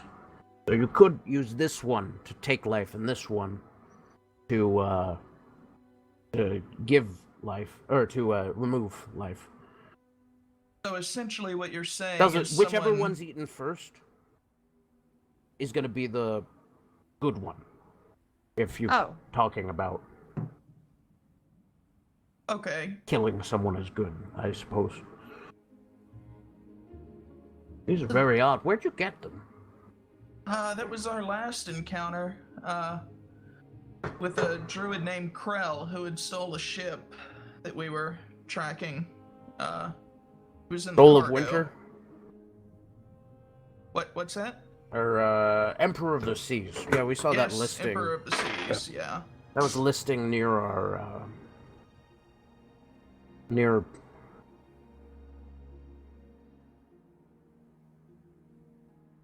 the city, not in the city. We took a look at it. You shouldn't have to worry about it anymore. We sunk it. Yeah, I tuned in for some of that. You took a nasty dive. Yeah. That was pretty brutal. I saw the bit where you scared Shamash. That was pretty funny.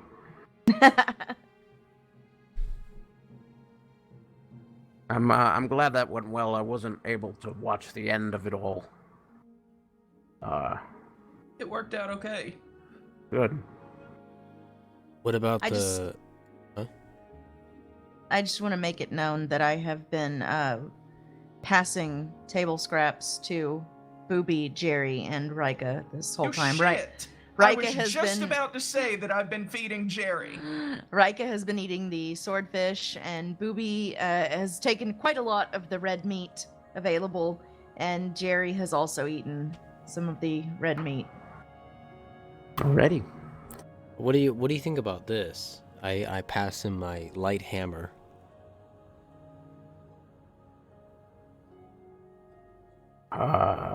Is it magical? No. It appears to be a hammer. Matter with you, Devoid? I take it back. I'm like, yeah, I know. Thanks, bro. The wine is kicking in. If you forgot that we're drinking this. You're fascinating, you know. Yeah, you were talking about the insight that you got. I wasn't so sure about that one. From the glasses. Well, you see, you got lucky a few of the times, but the one that really shows all was the one you failed, which, you know, I don't know if you'd be a fan of, but you're really tied up in something, God knows what. Yeah. Your thread of fate itself seems to intersect with thousands of other lines. It's amazing. I've never seen anything like it. You, Oscar. You're, I kind you of like pull to him hit out of things. the. Well, I pull him out of the middle of him devouring the goddamn pig. You like to hit things. You'll be great at it one day. Already be great at it. You'll be great. You're only good at it. You'll be Well, I greater. mean, you do occasionally hit your own friends, but, That was not my fault. those times. Yeah, a few times. Multiple. Amazing. times. Your accent changes when you're really earnest about something.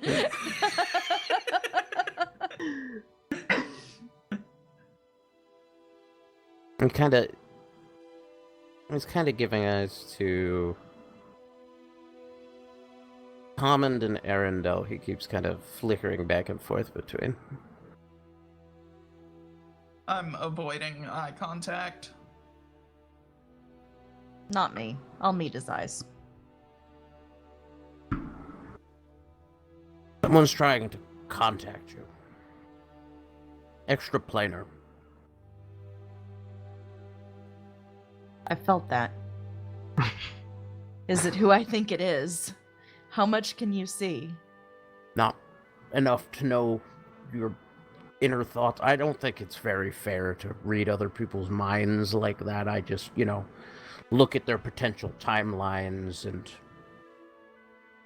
mild glimpses into the soul. Nothing brain related. That seems invasive. Good policy.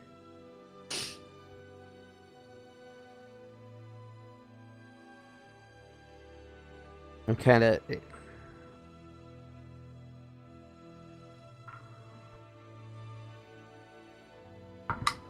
Nah, he's gonna shut up. He's not gonna say anything.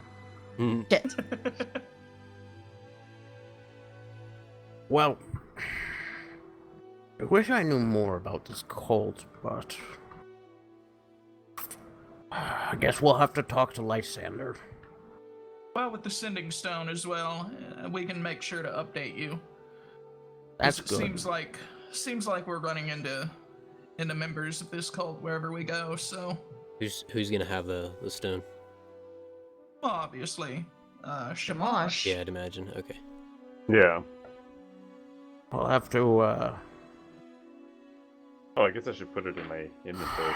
you guys should really tell Lysander's Shattered Scale what you've seen. He can be a bit abrasive. He's not going to be a fan of you, and he points to the void.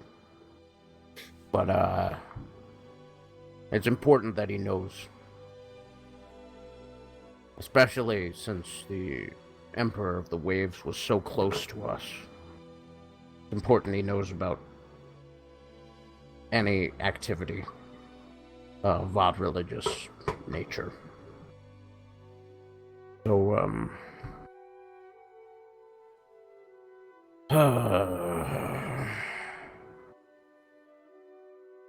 Is there anyone in this city that knows anything about extraplanar communications? extraplanar. Yeah. Well, I'd say Olympia would probably be the most likely archmage. There's plenty of lower mages who deal in that, but Olympia probably would know the most. She's archmage of outreach and execution. Lysander's in charge of lineage and heresy. So he would be the one you should tell about cults, because he would know the most. He keeps himself well informed. Artemis might know something if they're good, but they don't seem that great, mostly insane from what I've seen. So I'm gonna go with she doesn't know shit.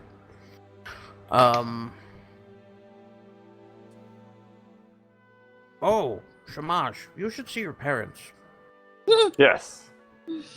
They've been very annoying recently. Sounds about right. I did them the favor of funding their research for the next 30 years, so they should be good. But you really should go and see them. They're still in the same old place. Your father's recovering well. Good to hear. Gosh. I hate to suggest it, but why don't, Shamash, why don't you go see your parents? And, who would be good emissaries for a thick skull like Lysander? Tom and Oscar seem like the ones most equipped. Well, you guys see Lysander, and Arendelle, you and Devoid can go to Olympia. Oh, and not to forget our small friend here. And he kind of looks at Meepo, who's mostly just been picking food from everyone's plates. You can see he didn't say anything to his plate, but he's got all bits of all of your meals, including an entire pig leg. And the sweet roll that Devoid stole. Oh, absolutely.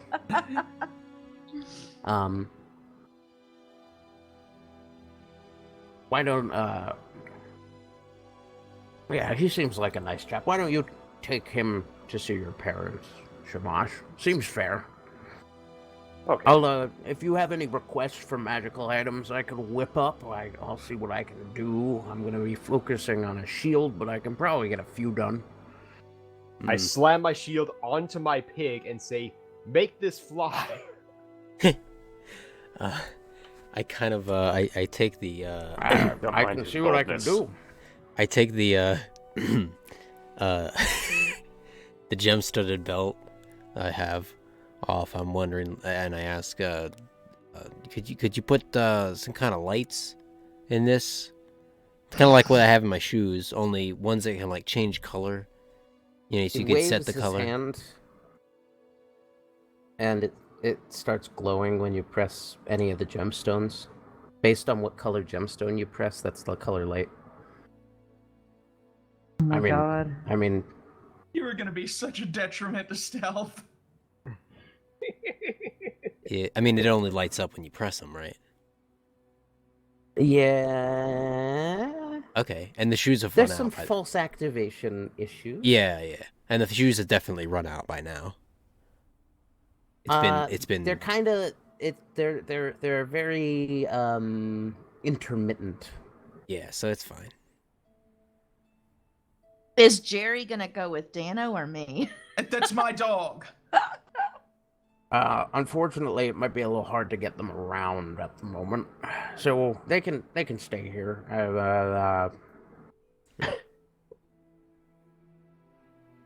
Oh, well, I've never I pour tried a this bowl of before. mead I'm curious. And I'm I curious. put a bowl of mead in front of He puts a plate in front of the bear, and he whispers something, and you hear your bear growl, and a plate of food appears.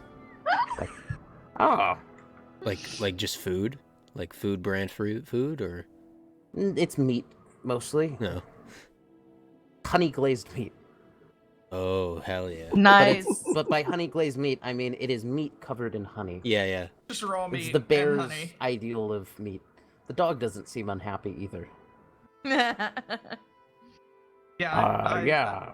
Apparently, it's a multilingual spell that extends to animals. So that's good to Cool. know. I'll let Can you try it with Rika? I kind of unwrap her from my neck and set her down.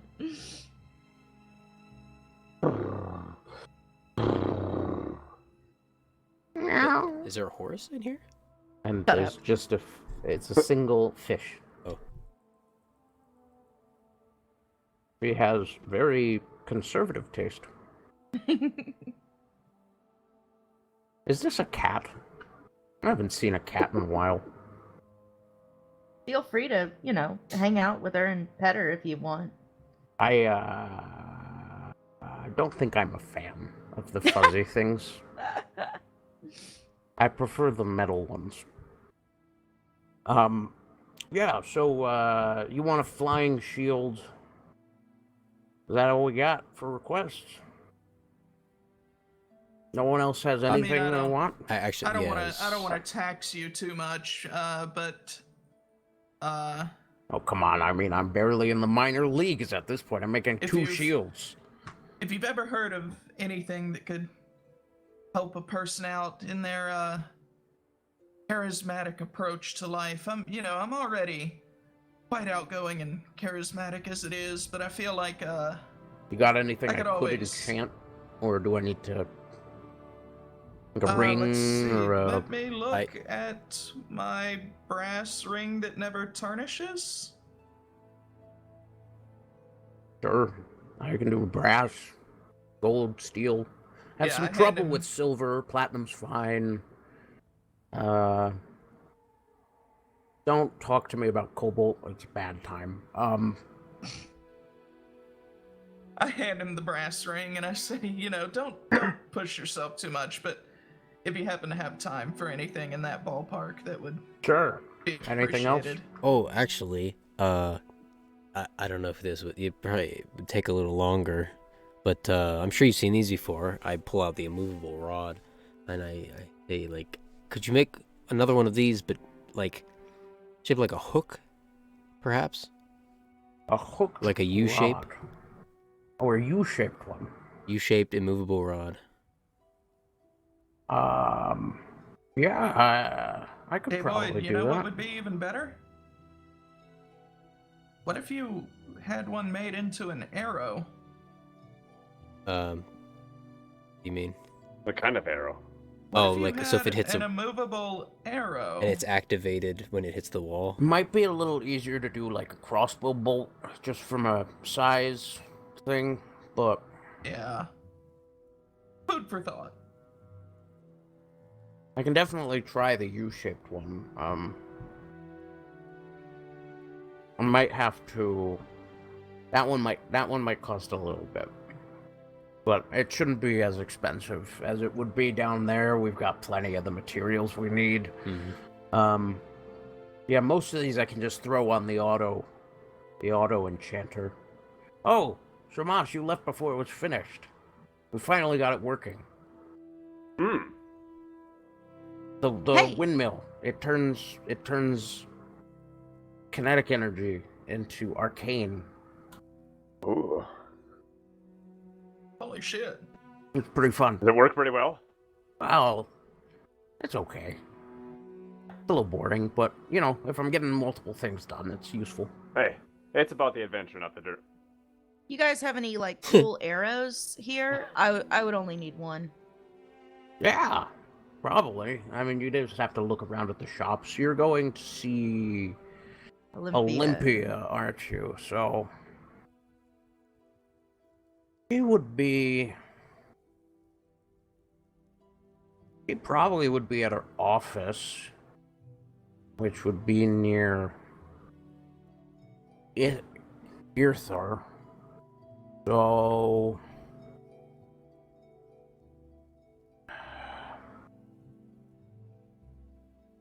Kivan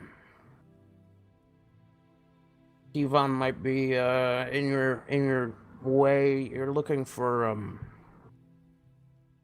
looks old. Very old looking building. Most of the shit here looks pretty new. That looks old, and I think it's made of brick. You'll probably find it. There's only 10,000 or so islands in your way, so you'll probably run into it at some point. So you're heading to the library. Can't miss it. It's kind of round. It's a big cylinder. And it's one of the biggest islands, so you're just going to want to head due east from here, and you should run into it. You know where you're going, Shamash. Tom and Oscar, you need to head to Shatterscale Tower. You're there when you see a big glass tower. But that's due north. It's over the big island. And I've got a Uh, couple of trivial things to sell on the way. I'm sure I won't have a problem finding a place to pop in and sell Yeah, some things. I'm sure there's plenty of places. I mean, I haven't really sold anything in like 200 years, and I generally, I don't think I'm a great Understandable. person to ask about navigation in the island field that I mostly control. Because I sort of can bring the islands to where I need them when I'm moving. You know, you can't. That I is couldn't. convenient. I couldn't take the islands here because that would cause a lot of issues with general traffic. But if I'm flying to a place, I can make sure that it's gonna be there when I get there. I could just kind of fly in a general direction, and then all of a sudden the island crosses paths with me. But maybe talk to Shamash a bit more about it. He might know better. I'm gonna start your enchantments now. Feel free to ask your plates for any dessert and Where was Devoid going? Devoid staying? Devoid was going with Arendelle, I believe. You were going to Olympia, right? Olympia. Can you fly?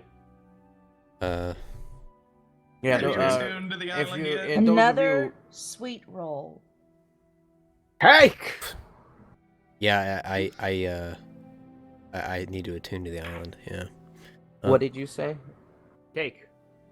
A cake appears on top of the pig. Yes. Can we take these plates with us? Is it like a thing, or does it only work here? He's left the room. Oh, Fuck. I take the plate.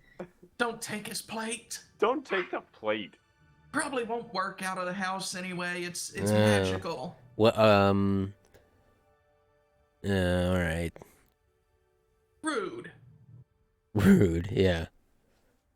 Yeah. The I'm traveling with one sensible chocolate chip person at cookie. least. Anyway, Oh, yeah. I think your sound's out again, I think. Is No, Whose? I just made a very quiet noise. It, Yeah, I Oh, heard it. It looked like you were talking. is this when we go to break? Yeah, then? he made a pew sound. Yeah, we can go to break right now. Okay, here we Okay. go.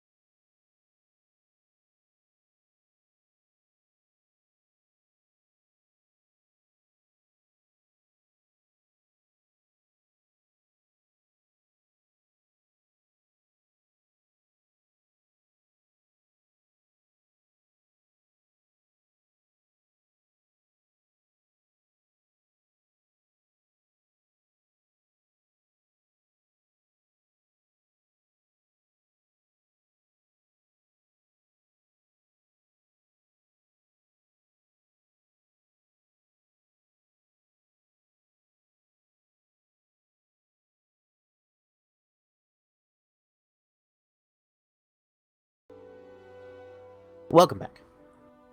So, you all find yourselves in the dining room / staging area / workshop of Stefani Buscemi. He has left the room. There are 3 animals in the corner eating a fish and honey-covered meat. Oscar's probably still picking at bits of a giant pig. And you're all kind of left to your own devices with your own kind of areas to go to. All Hey. right. Well, I'm gonna head out. Shamash, anything we need to know before we go? Yeah. Yeah. I mean, I don't think I need to tell you guys not to kill anybody.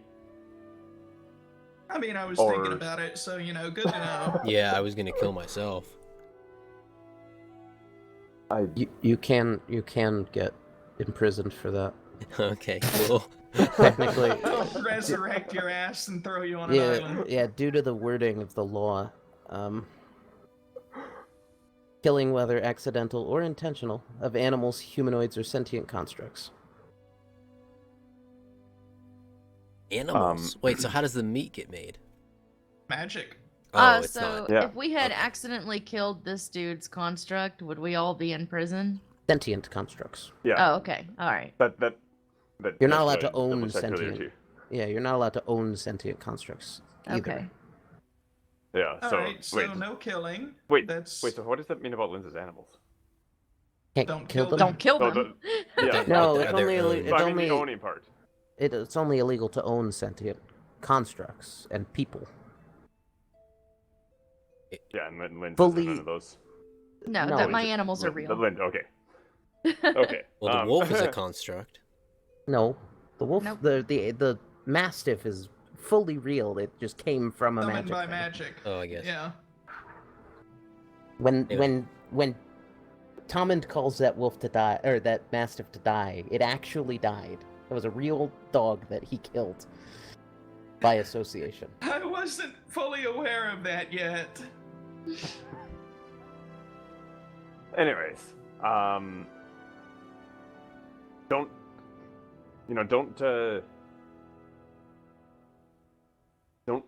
don't pick any fights. Don't cause any violence. Oscar, are you listening? What? Don't He sits up from his pig. Don't Don't. pick fights. don't attack anybody.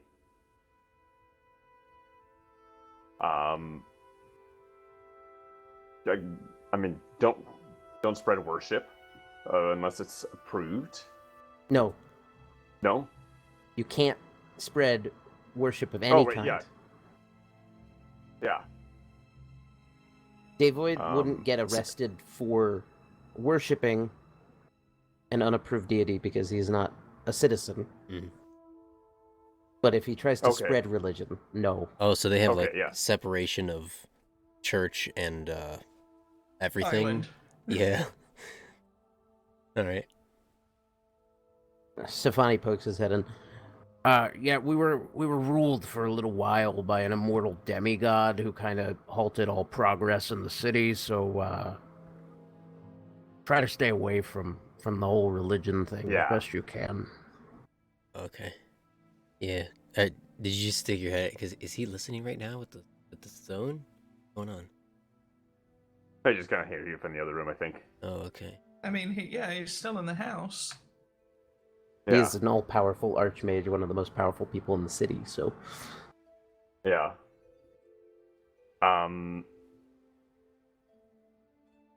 If you go to buy anything, be don't hoard anything. Only buy what you actually need. Tom, you listening? Only what I really need. And I may really need something to fly. yeah, that's fine. Just don't buy like 80 of them. Yeah. Yeah.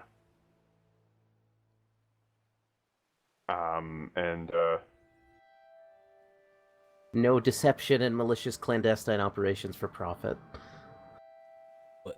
So like insider trading? Yeah, I can't remember what this is. No intentional lying, misleading customers about items or services, forgery, spying, stealing, publishing someone's intellectual property, lying about planned use of restricted items, trespassing after expulsion, or cheating at organized competition for profit. By the way, to give some context to the last one, a lot of shit, and I'm sure at some point Shamash would have mentioned this, a lot of shit's free here. Oh They yeah. take a bunch of the free shit, even though it's free. Oh, so they got like That's not a lot. resource-based economy?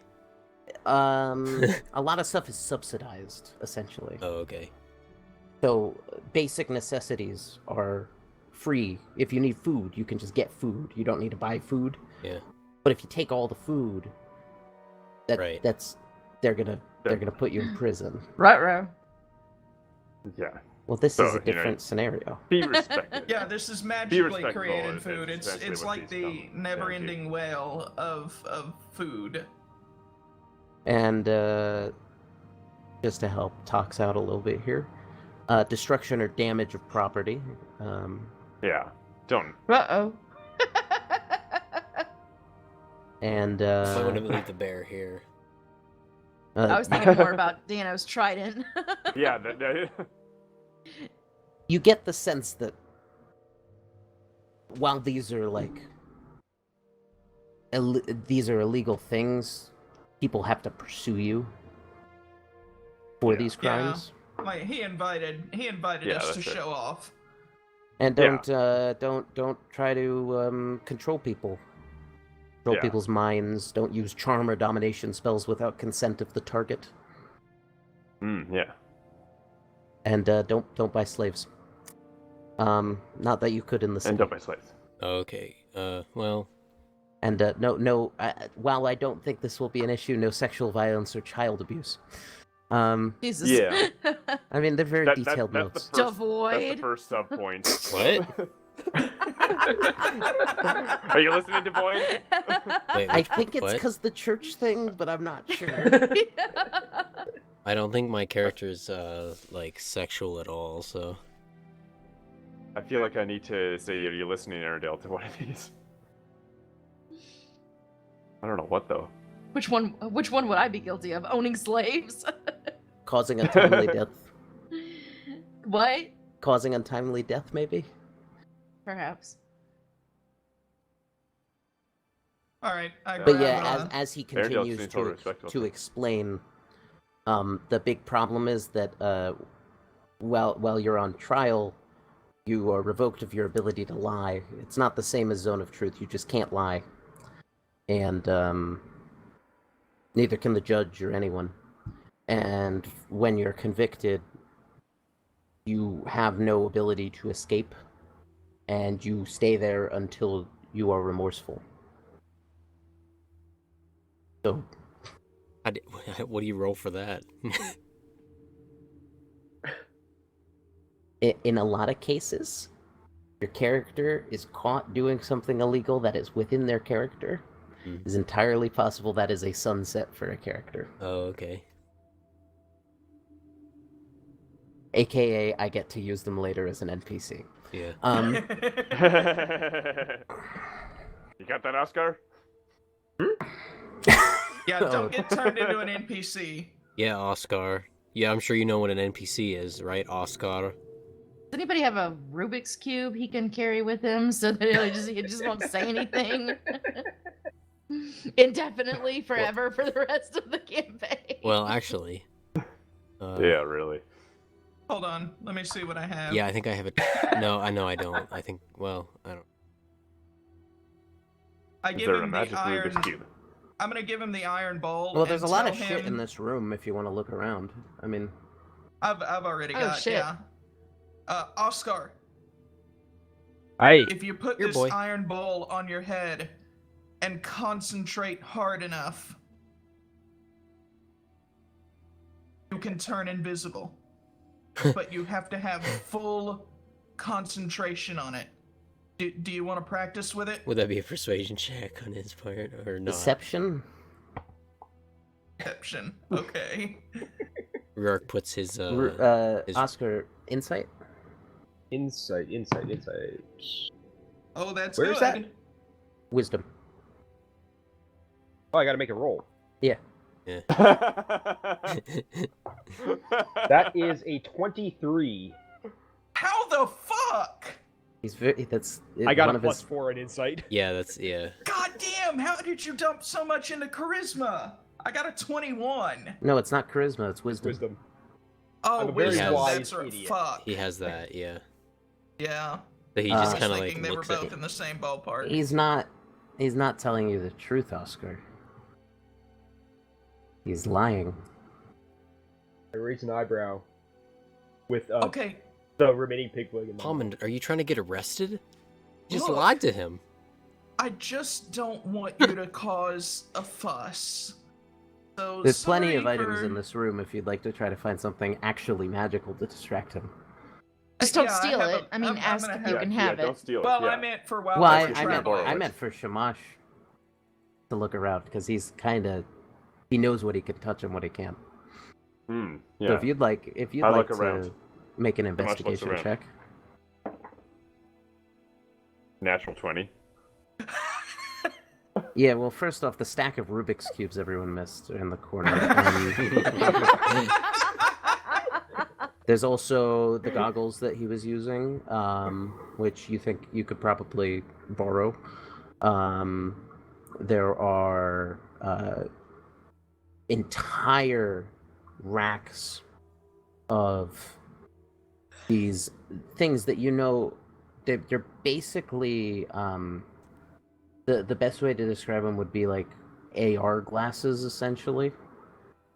What? As an augmented They reality. have little it's little magical illusion glasses. Hmm.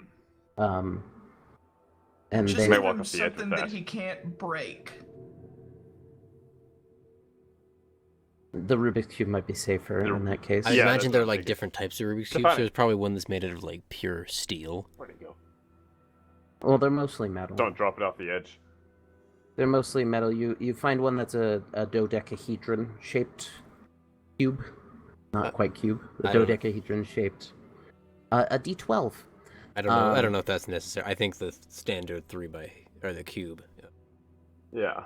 There's no cube shaped ones. Oh, okay. Thank you. This is the simplest one there. Yeah. He's a smart bloke. So yeah, you're handed this cube that's got different colors on all the sides, and you're shown how to twist it. And it's weird because normally a shape like this wouldn't be able to twist smoothly, but it can. It just works You just can. Yeah. like you think magic. that'll work for you, Oscar? Keep your attention. Yeah, that shouldn't turn you right.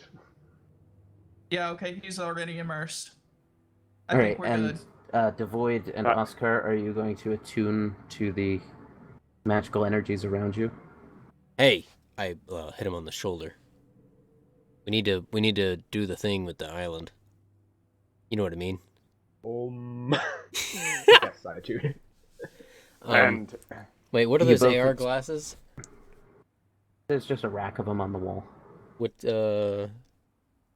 what do you like what? They're not labeled. Oh, should I roll a D100? Well, there's lots of different styles. There's a pair that have, they all have kind of shaded looking lenses. Yeah. But some of them have pink rims, some of them have black rims, red, pretty much any color. I just so I can grab one of the black or yeah. Yeah, you get a fairly standard modern looking pair of sunglasses. Complete your look. Amazing. Yeah, I don't think I need anything else. As he slides the glasses on, his shoes activate, possibly for one last time, as the belt also goes slightly haywire. Shirtless, big coat, big manta ray cloak, Cloak, rather, yeah. sunglasses, and glowing belt and shoes. Wow. The definition of stealth. Why did none of you take me seriously? He didn't need the goggles for that one. As you put the glasses on, you can see like the illusory experience around you is An imaginary friend. no, it's some form of fighting simulation. Oh, that's dumb. Get another pair of black ones. Okay, this one, there's these weird cubes and you're holding lightsabers. Yeah. Okay. I personally like Gorn, but whatever. Oh, I didn't know that's what you were going for. I love Gorn. Gorn is great. I didn't know that's what you were going for.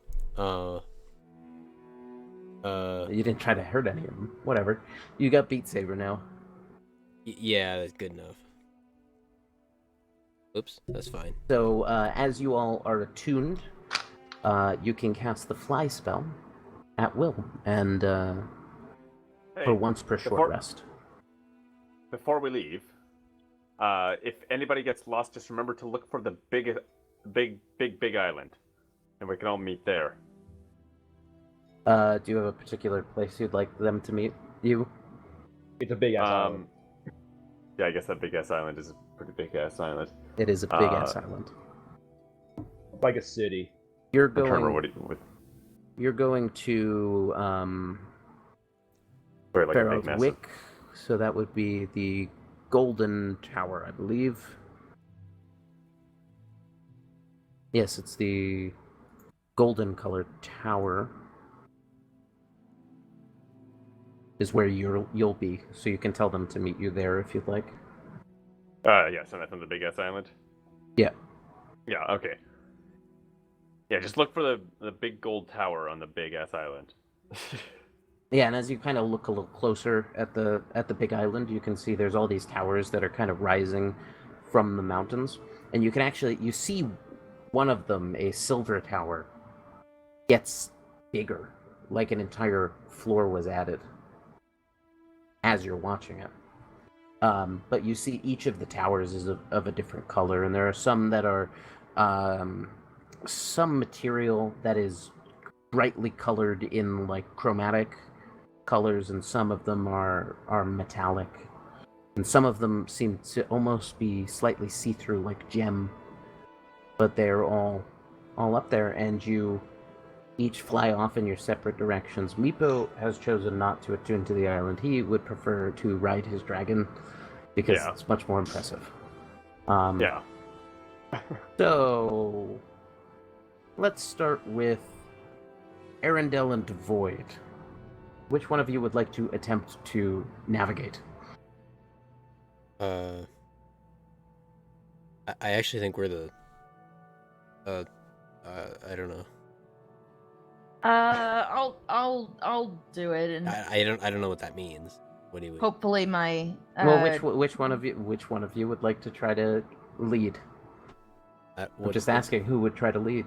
I don't know. Yeah, I'll do it. I figure I probably at the very least have a sense of direction. Yeah. If nothing else That's- here. yeah. So I'd say roll a survival check.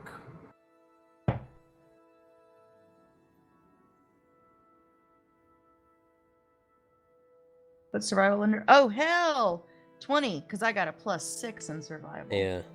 Yeah. Oh hell! It's kind of like when you were hunting birds.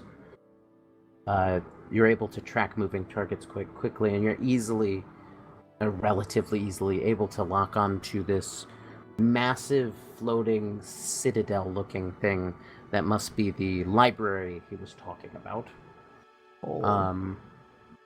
The Earthir. And as you kind of fly towards it, you see right beside it, there's a fairly respectable but simple-looking building that you think may be what you're looking for. Hammond and Oscar, which one of you would like to attempt to navigate?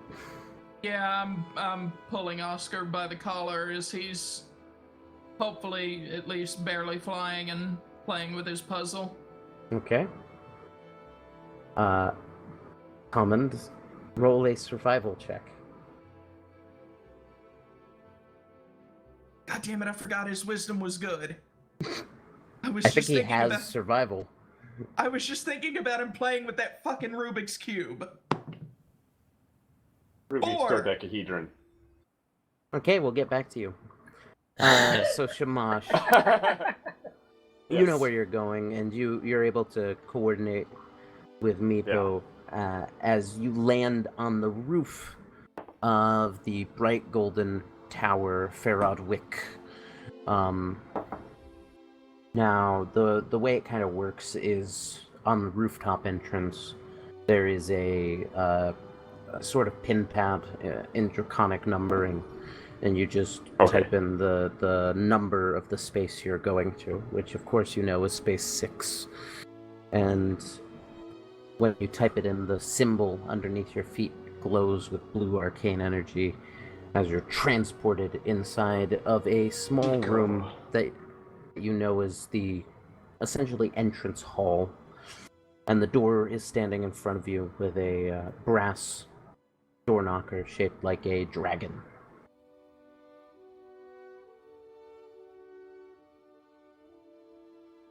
Knock, knock. Oh. Your mother's face peeks through the crack in the... Oh, Shamash! How wonderful! Come in, come in, come in. She hugs you as you enter into your childhood home, Space 6 of Ferodwick, the Golden Tower. Essentially, it takes up the entire floor, and while it is a round tower, the inside seems to kind of shape a little bit to your whims. You can see they've redecorated since the last time you were here. The kitchen is basically now where your room was. And you can see your father is in the kitchen working on some form of arcane study, which you've never seen before because he previously had been a guard.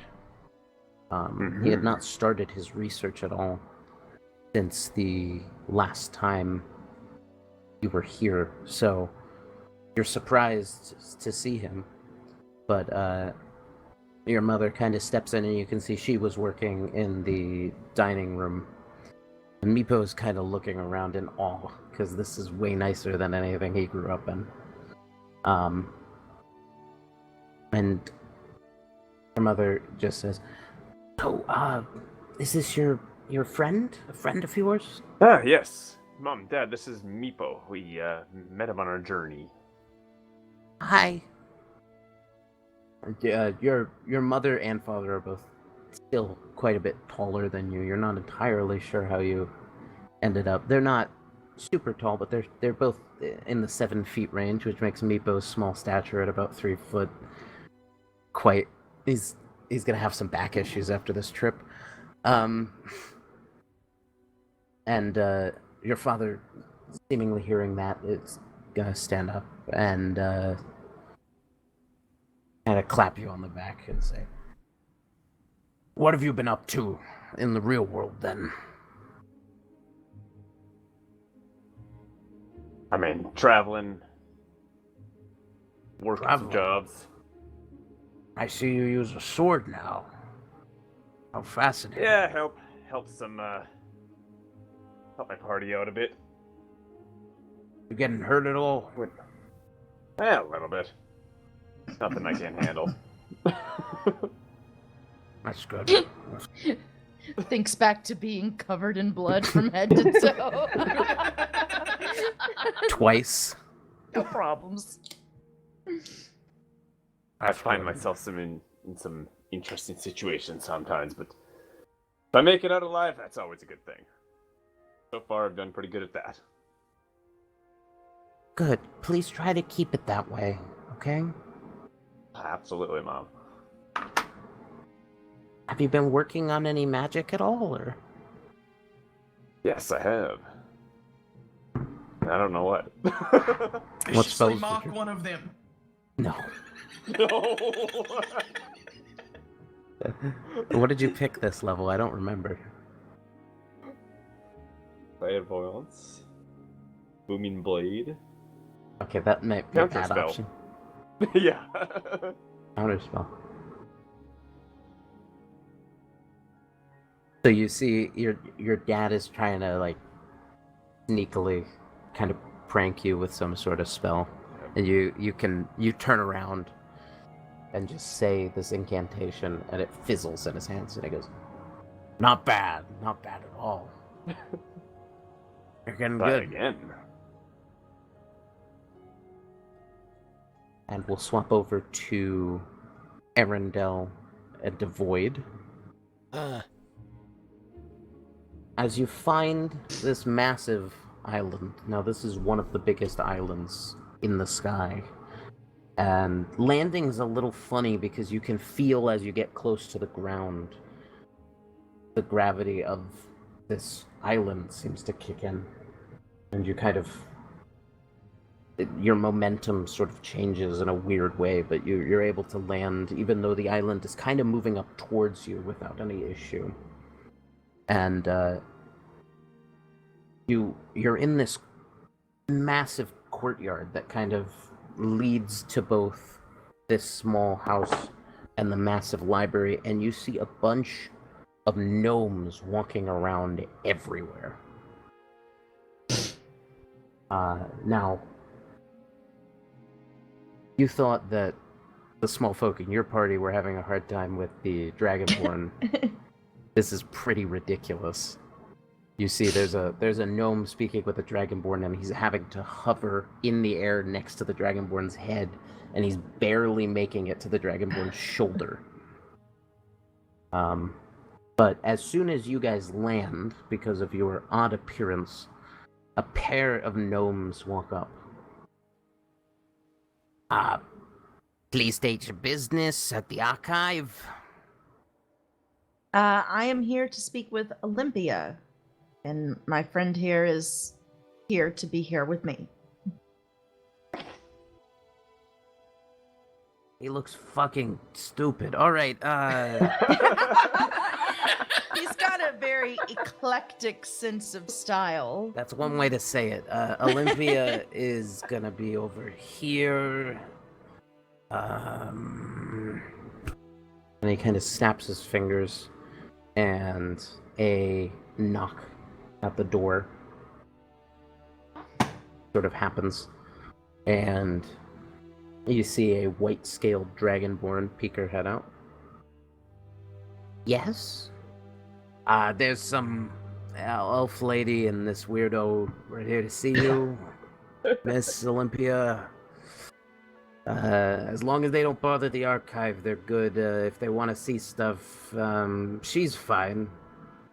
This one's gonna need some security clearance. Jeez, we can't have people walking around like this. I thought your city was better. All right, let's go. The two of them walk off. And the white-scaled dragonborn steps out. Now, it's really hard to tell ages on draconic faces, but you can tell fairly reasonably that this woman is much younger than Stefani. You can't, it's not like this is someone Shamash's age, but it's a very clear, that guy was really old. And this person is younger. Whether or not she's like around Shamash's age or like younger than that or older than that, that's hard to say. She stands at about 6 foot, and is wearing fairly fancy robes, almost presentory in nature. And she sort of steps out and says, "Why, hello. I didn't know we were expecting any visitors. Who might you be?" I am Arendelle, and my friend is Devoid. We were told by Stefani not Gwen. That no, nobody. All right. Yeah, I don't. Gwen, Nobody knows who Gwen is. not a common name in our Um, culture at the very least. Although I think I understand the joke you were going for. There are quite a few Gwendolyns in the elven lines, as far as I recall. No, they're probably a lot more cultured than the one I'm thinking of. So, anyway, we were told by Stefani that you might be able to Behind the um, mask, I'm laughing. I swear. I'm just trying to stay in character. to assist with some information about messages between planes of existence. Oh, well, I have done a little bit of research into that sort of thing. Why don't you come in? And you walk into this house, and it's a lot less cluttered than Stefani's workshop. Everything seems to be neatly in its place. There's a teacup pouring tea at the counter of what looks like a small kitchen towards the back of the room.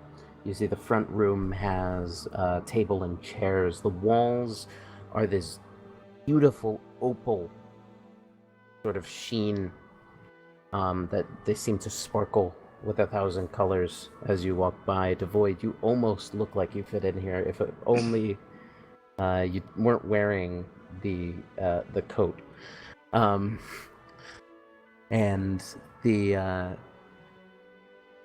door kind of closes automatically behind you, and she walks over to these bookshelves that are along the right-hand wall and begins turning pages.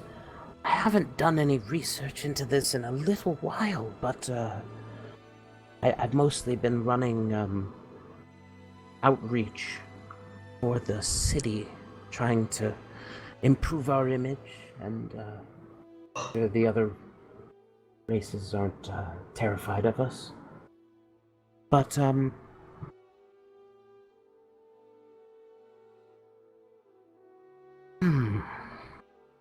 yes. You know, I assume you're the one being contacted. Yes. Now, generally, if you're being contacted, that means that the person knows of you in some way. You wouldn't happen to know who's trying to contact you? I can't be absolutely sure, but based You have on a guess, my dear. yeah, based on the last attempted contact, I think it might be my dad. Oh, that might make it easier. Can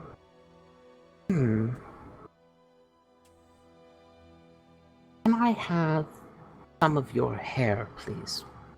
Oh, sure. Here you go. Do you need it? Thank What's you. the sample size? Just a strand will do. Okay.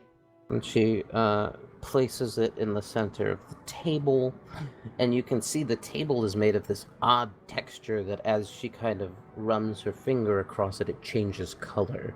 She starts drawing a ritual circle around. May take a moment. Why don't you have some tea? And as she kind of waves her hand across your vision, you can see 2 more teacups appear on the back counter with separate teapots pouring. Thank you. You. So, Tommen and Oscar. What was that a 4? Well, you were looking for a shop as well, weren't you? Yeah. One sort of runs into you. As you're flying, you think you're in the right general direction. You can see a lot of tall buildings where you're going when suddenly, from behind, an island heading kind of in the downward and forward direction whacks into you guys, and you land on the ground outside of this old-looking building. Do I see a sign anywhere on it? I dropped my Rubik's Cube! You do not see a sign. Roll a d12 for me. Oh, I got one right here. It's a Rubik's Cube. 10. Did you pick up that It Rubik's Cube? falls to the ground, and as it falls, it starts spinning on a corner and solves itself. Yeah, all right. And it pops open. And on the inside, there's a single piece of chocolate.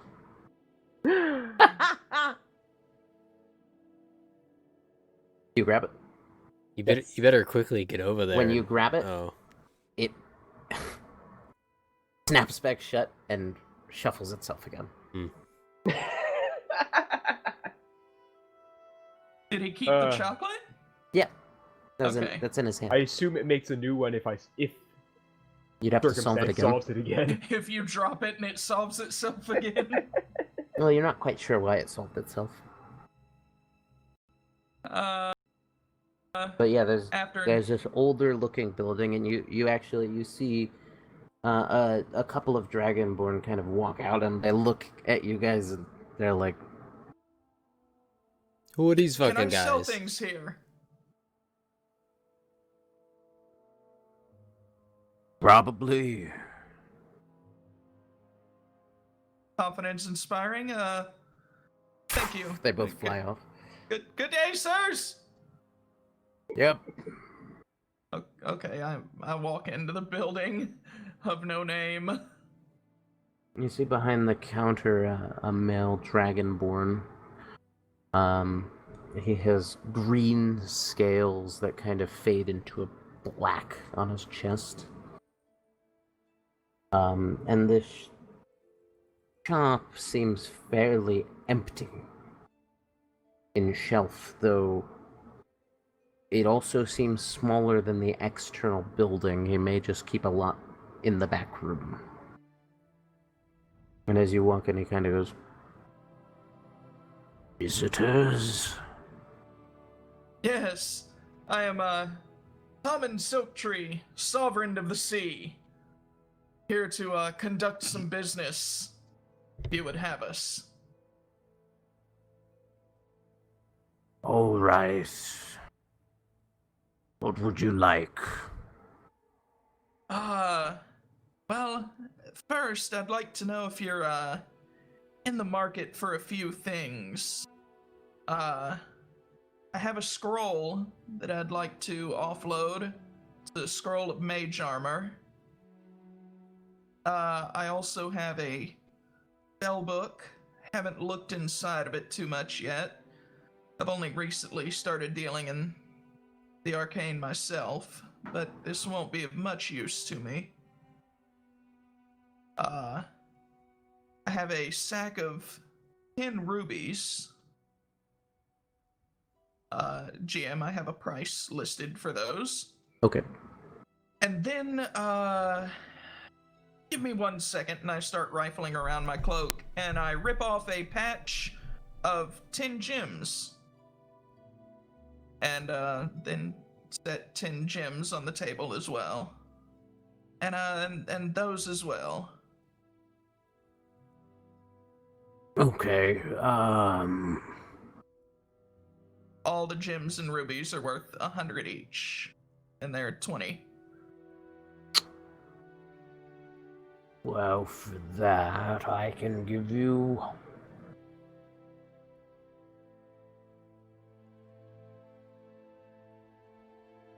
2,400 gold pieces. Alright. And, Or trade. yeah, I was gonna see if you have some sort of, I know this is gonna sound weird, but stay with me. Okay, Sovereign of the Sea. Yes, thank you. I'm looking for a dog collar for a large dog that might allow me to ride and potentially fly the dog in question. For a friend. Give me a moment. He kind of shuffles to the back. Once again, even with your poor insight, fairly clear that this is an old guy. And so you hear him shuffling around in the back. You hear stuff clattering to the ground. It sounds like he's moving through boxes, like it's a hoarder's paradise back there.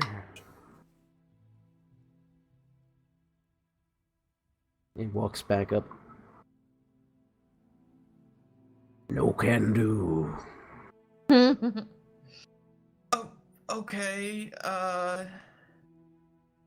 Then how about... Nothing for a dog that size. Nothing that makes him fly, either. Oh, well, I may be able to make do just with a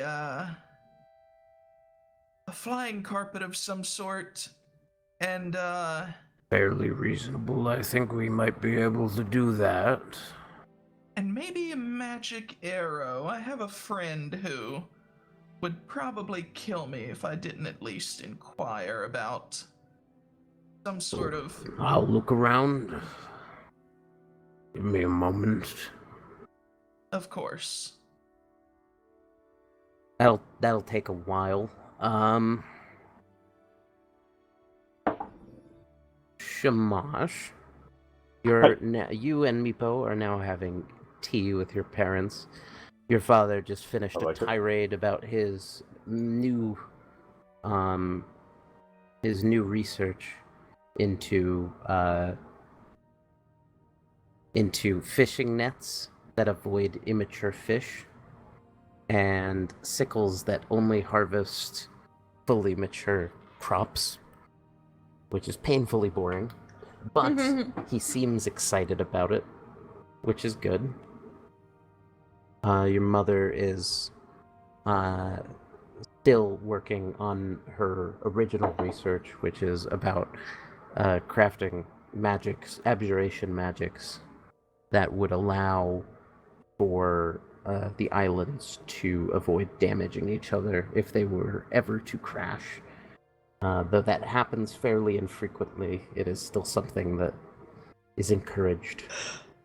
But she is reminded of something while talking, and hands you a fairly innocuous-looking pin shaped like a shield. I haven't had much time to enchant things. I've been working so hard. I think I've almost got it. But I did make this, and when you tap it, just once, it's a one-time thing, the shield spell will protect you. Just so you stay safe. Thank you, Mom. No problem. We appreciate it. Try to visit more often, You've been gone so long. I know. I've been gone for so far away, too. That's true. Distance isn't so much of a problem with our magics, but you don't come here all of the time, and that's sad for me sometimes, But anyway, I don't want to keep you held up. You have other friends doing other things? Bonnie mentioned you were with other people, not just this one. Yes, they're running a few errands. Oh, I hope they don't get lost. I Shame. told them to meet up around here. Okay, that's good.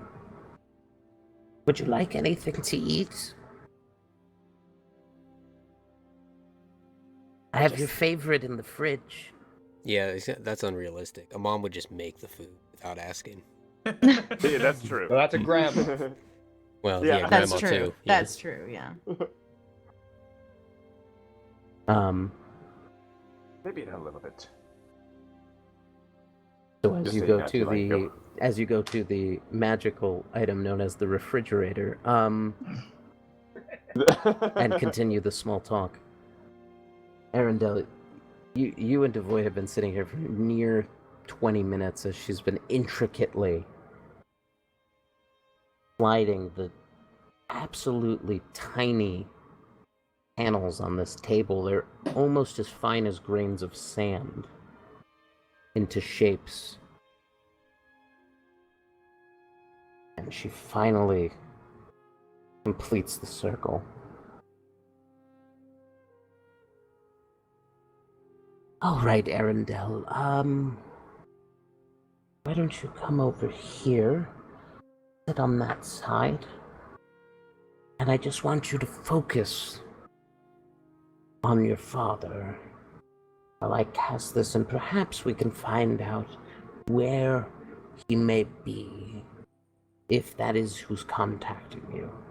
I don't know if this will reveal that answer, but it will tell us where your father is. Very least.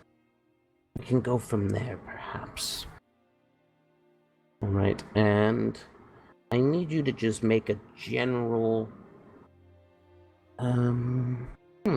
what would I do for this? Why don't you make a general wisdom check?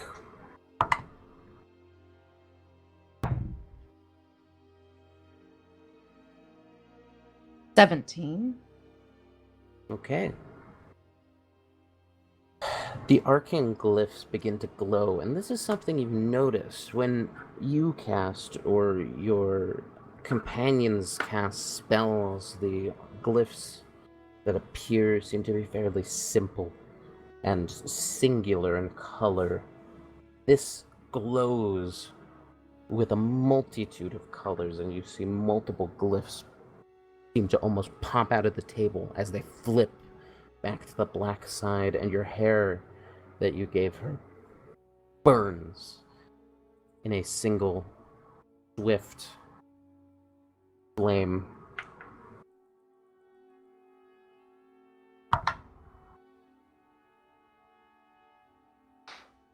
A glowing image appears above the table.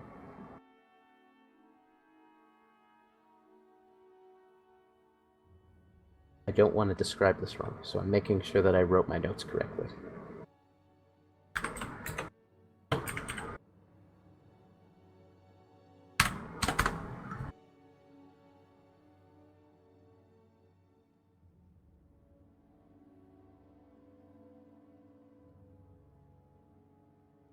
You see a dark gray wasteland. Craggy caves are built into the walls of a few fire-like mountains that gloomily stand against the gray sky.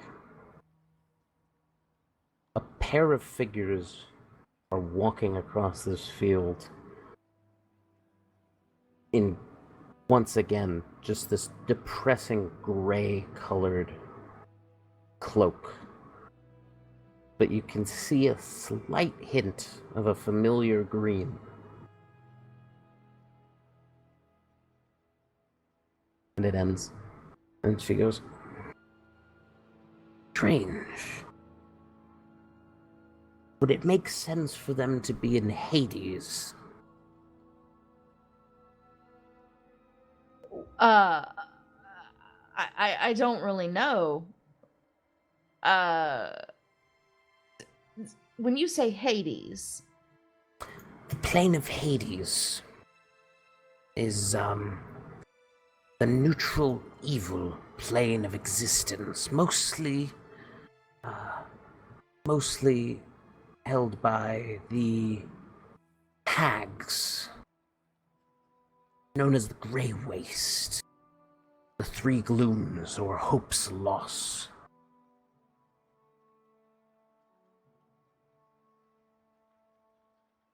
There's don't not know. much there. I don't know why they would be there. Whatever's contacting you certainly is. Okay. Can you travel to this plane and from it freely, or are you kind of sent there? Depends on the mode of transportation, of course, but you can get a little stuck, as it were. Not usually those who travel there willingly, but if you have the ability to travel freely amongst the planes, I see not why you couldn't head to a different plane of existence. Okay.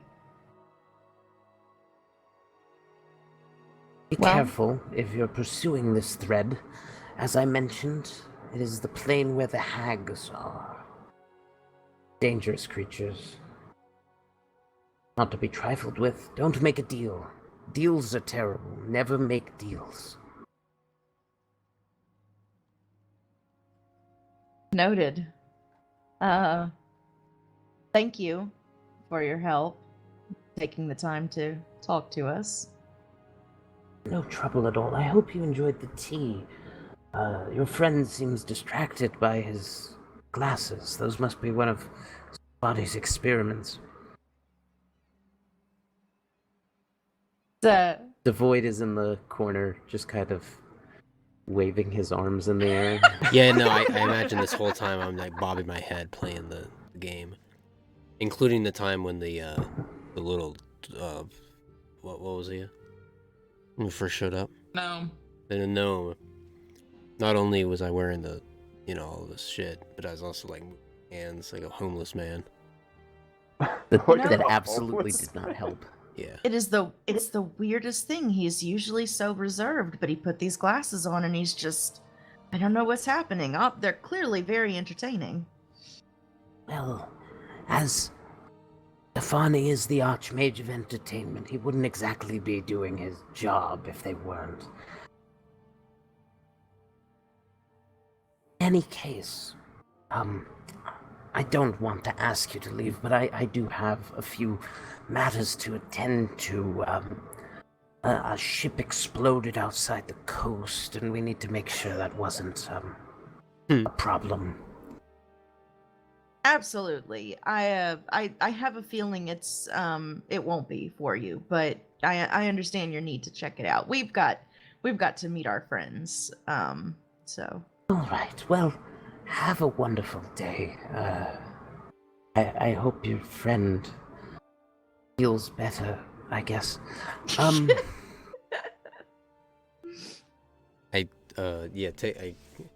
kind of notice the silence and take the glasses off.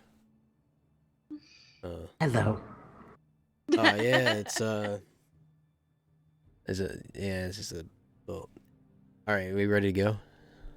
yeah, we're leaving. Have a good day. Thanks again. She'll kind of wave her hand, and the door will open. And you'll see those gnomes are kind of patrolling the courtyard. They don't want to go to the archive, do they? No, Like, no. We're just gonna be on our way. Good. As you both fly off. Summoned. Oscar. Around 20 minutes passes, and eventually this older gentleman comes back from the back room. One arm has about 8 rugs in it, and the other has about 200 different arrows that are all different designs. He's gonna go. What rug would you like? Kind of Are throws them all, and they all kind of, on their own, seem to unfurl. There are a few different sizes, and a few different designs. Also, in that arm, he seemed to have a broom that kind of walks to the corner by itself and leans. Are you getting a Broom fly, rug? perchance? What are you getting? Amongst other things. What are you getting a rug for? I Aladdin. mean, Oh a yeah. rug is good flying There's transport for the there's party. there's a 5x7 and a 4x6. Would the 5x7 feasibly fit the party on it?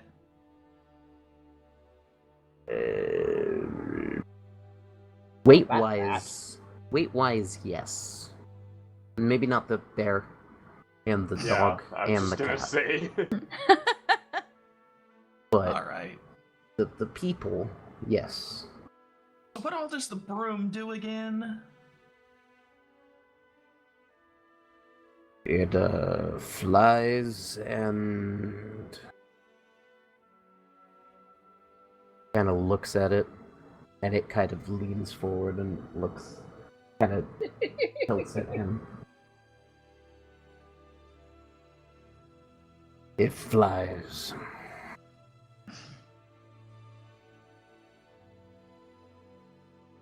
So what kind of cost are we talking for the broom? The broom, that'll run you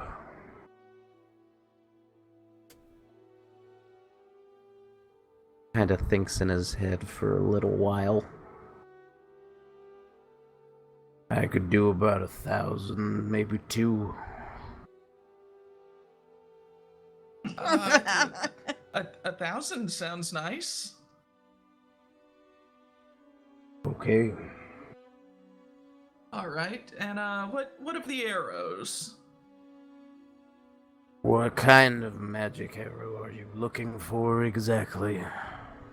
What would your standard if you were to assign a value to the damage an arrow could do, what would a arrow of +1 run? 5 gold. Okay. Let me go ahead and have. Hold on, let me pull out my tile counter real quick.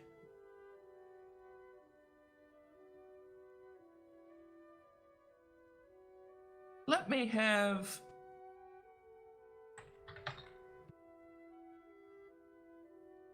80. If you have 80 +1 arrows. I have 20. Well, that will have to do then. There.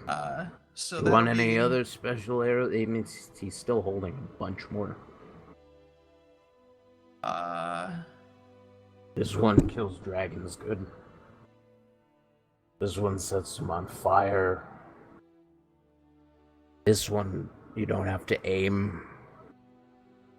Oh, what about the no aiming? It's a one-time use thing, but it'll run about 100 gold, and when it hits, it hurts. Let me have the non-aiming and also the fire. Fire will be about 50 gold. All right, so that's about 250 in all then, I'd say, for the 20 plus the non-aiming plus the fire. Yep. All right. And you've been so great. I'll throw an extra 50 gold on top of it. Thanks. So we'll say 1,300 in all. He snaps his fingers, and you see all the carpets roll themselves back up, and seem to 13 skirt minus- under the counter. So that leaves me with 1,100 out of that transaction left.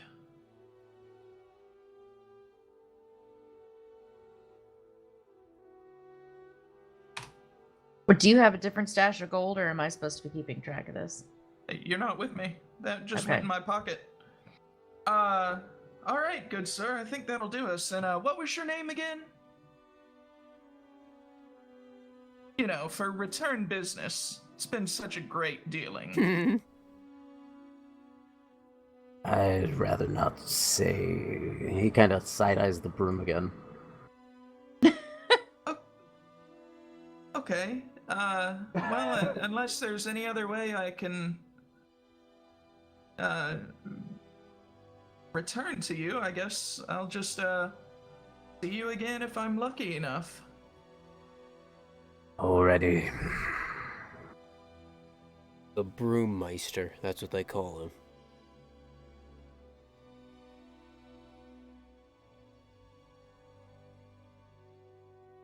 As you kind of go to grab the broom, it whacks your hand and walks out on its own.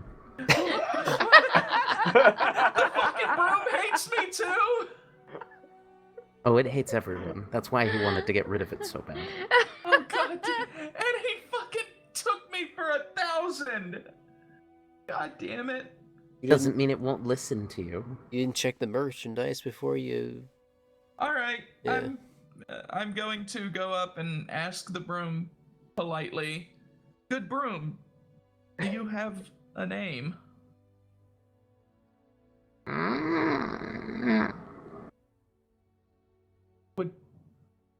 Would you like to be called Skyshot? He whacks you. We'll work on it. Do you mind if I fly on you, kind broom? Make a persuasion check. Well, that's gonna be really good. You do one. 25. Yeah.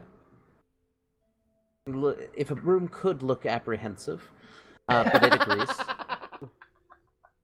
Okay. You'll see it. And it.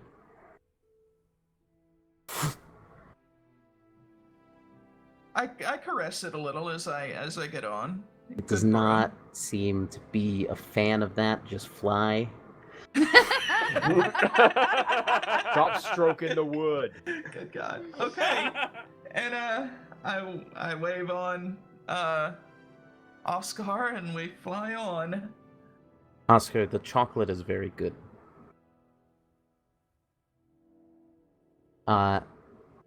Right next to this old-looking building, you see a massive tower that you think may have been where you were aiming for.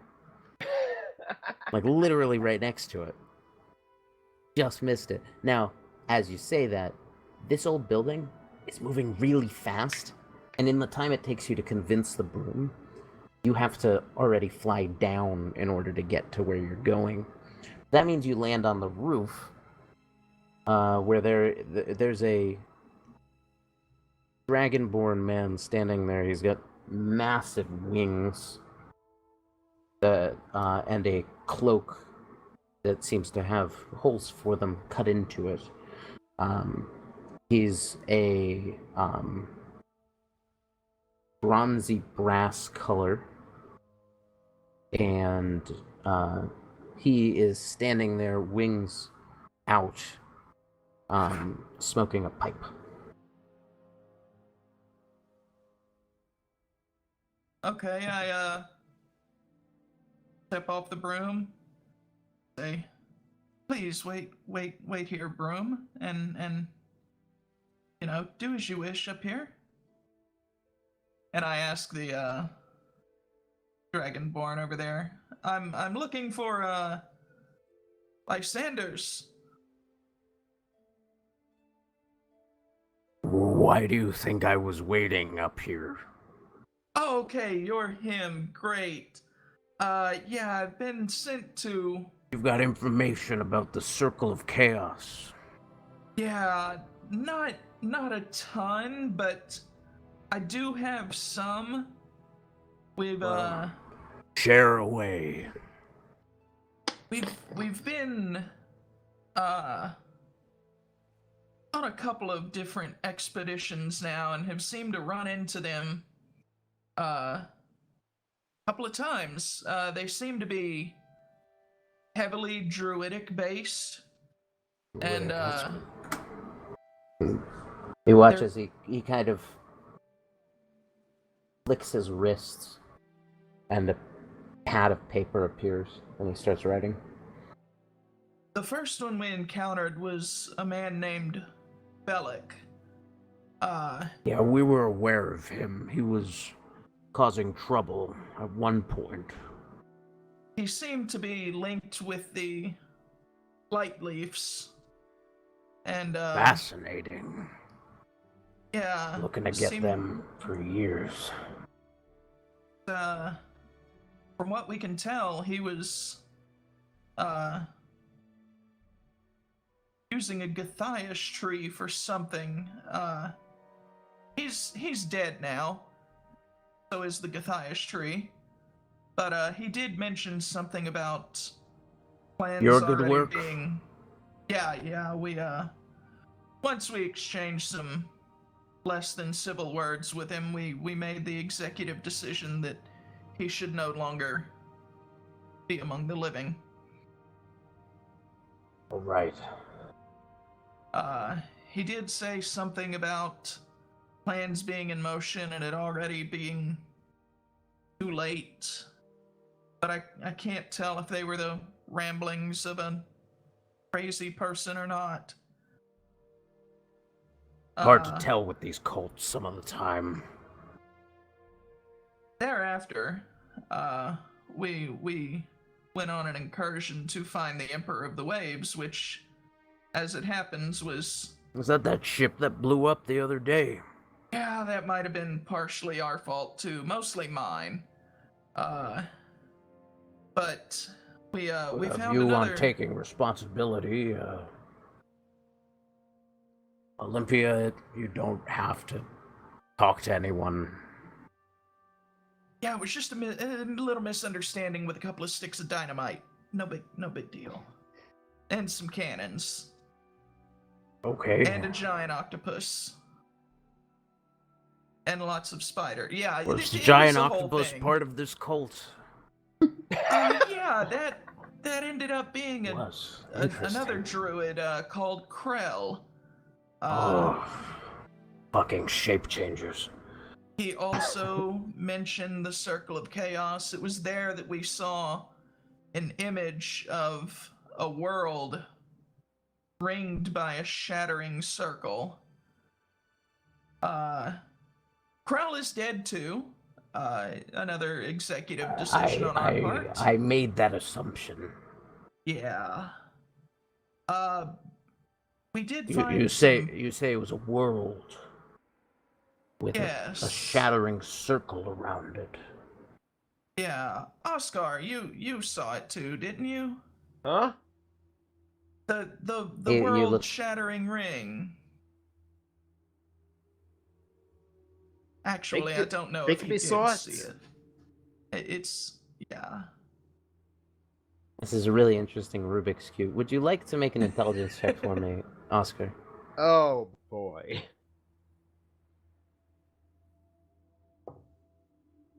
Uh, 12. You can kind of remember. Actually, it looked a lot like the shattering ring that's on that card. Would you like to attempt to hide the fact that you made that connection? Because it would be very clear on your face otherwise.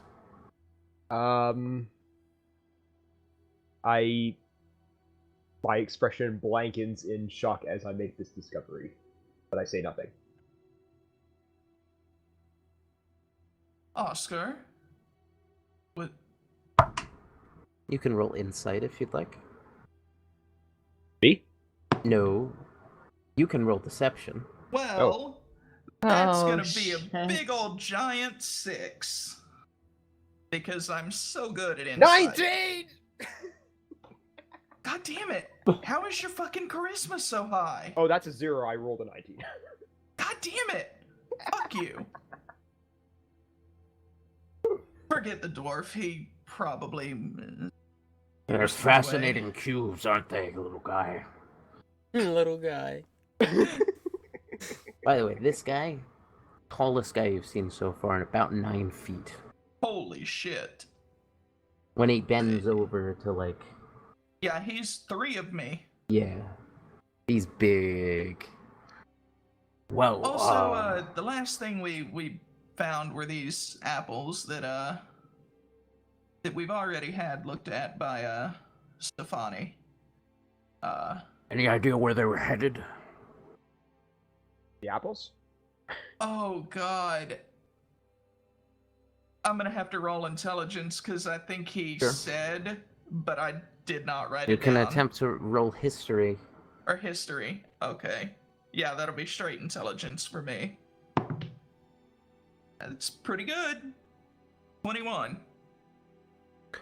Based on the conversations you had with both Bellic and Krell, it was implied heavily, though not said in so much as specifics, that they were headed for the Lightleaf family in a trade for a ritual. I don't know how specific they were because I have Yeah, not they were- rewatched the... They weren't too much more specific than that, I don't think.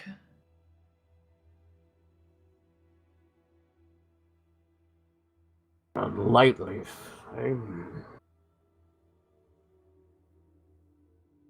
He kind of flicks his wrist again and a bulletin board appears and he starts doing the yarn thing. Unfortunately, we don't have much Any more other than connections between the two? Any similar attire? Any odd similarities physically?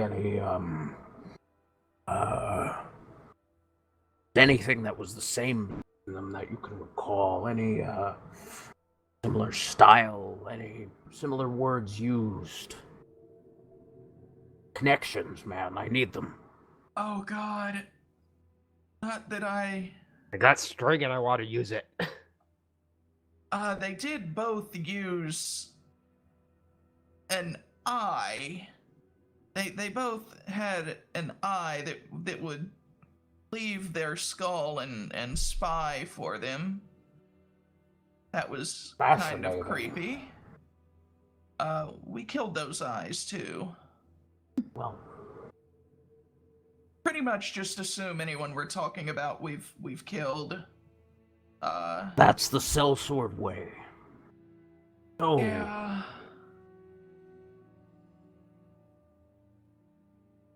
The circle around the earth shattering. And then, as I said, Taking you the hobbits to know, Eisenhower. apparently druids, shapeshifters. Now, you said they made a deal with the Lightleaf family, right? Yes, they appeared to be working with them. Hmm. To I'll reach out to some contacts. yeah, they spoke of a ritual that they were taking those fruits for. All right, well. What is your name? I am a common silk tree, sovereign of the sea. Well, Mr. Silktree, thank you very much for your useful intel on this cult. They may be causing trouble for us at some point, and it's always good. And he kind of flicks his wrist, and the corkboard disappears. It's always good to have information like this. Oh, absolutely. Well.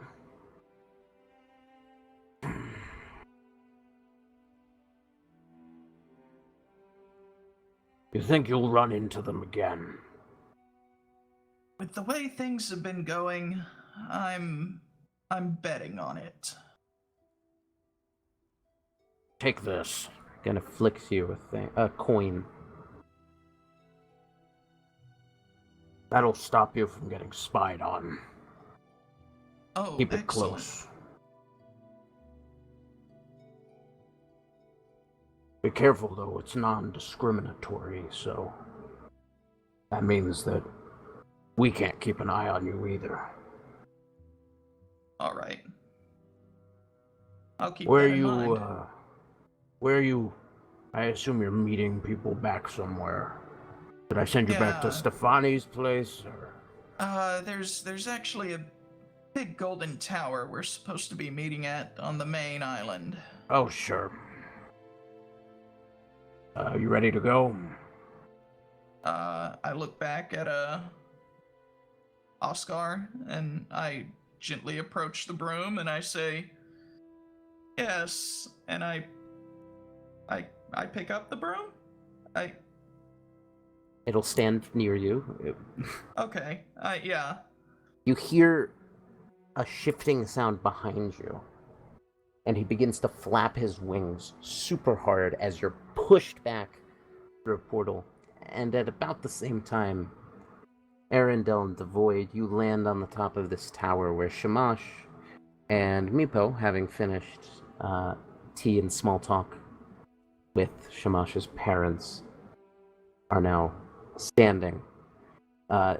As the four of you kind of get back, are at the top of the tower and are like getting ready to head back to Stefani's, a portal opens right next to the top of the tower, and you watch as Oscar, still fixated on this freaking cube, and Tommen desperately trying to grab onto this broom, are shunted backwards. Make dexterity saving throws.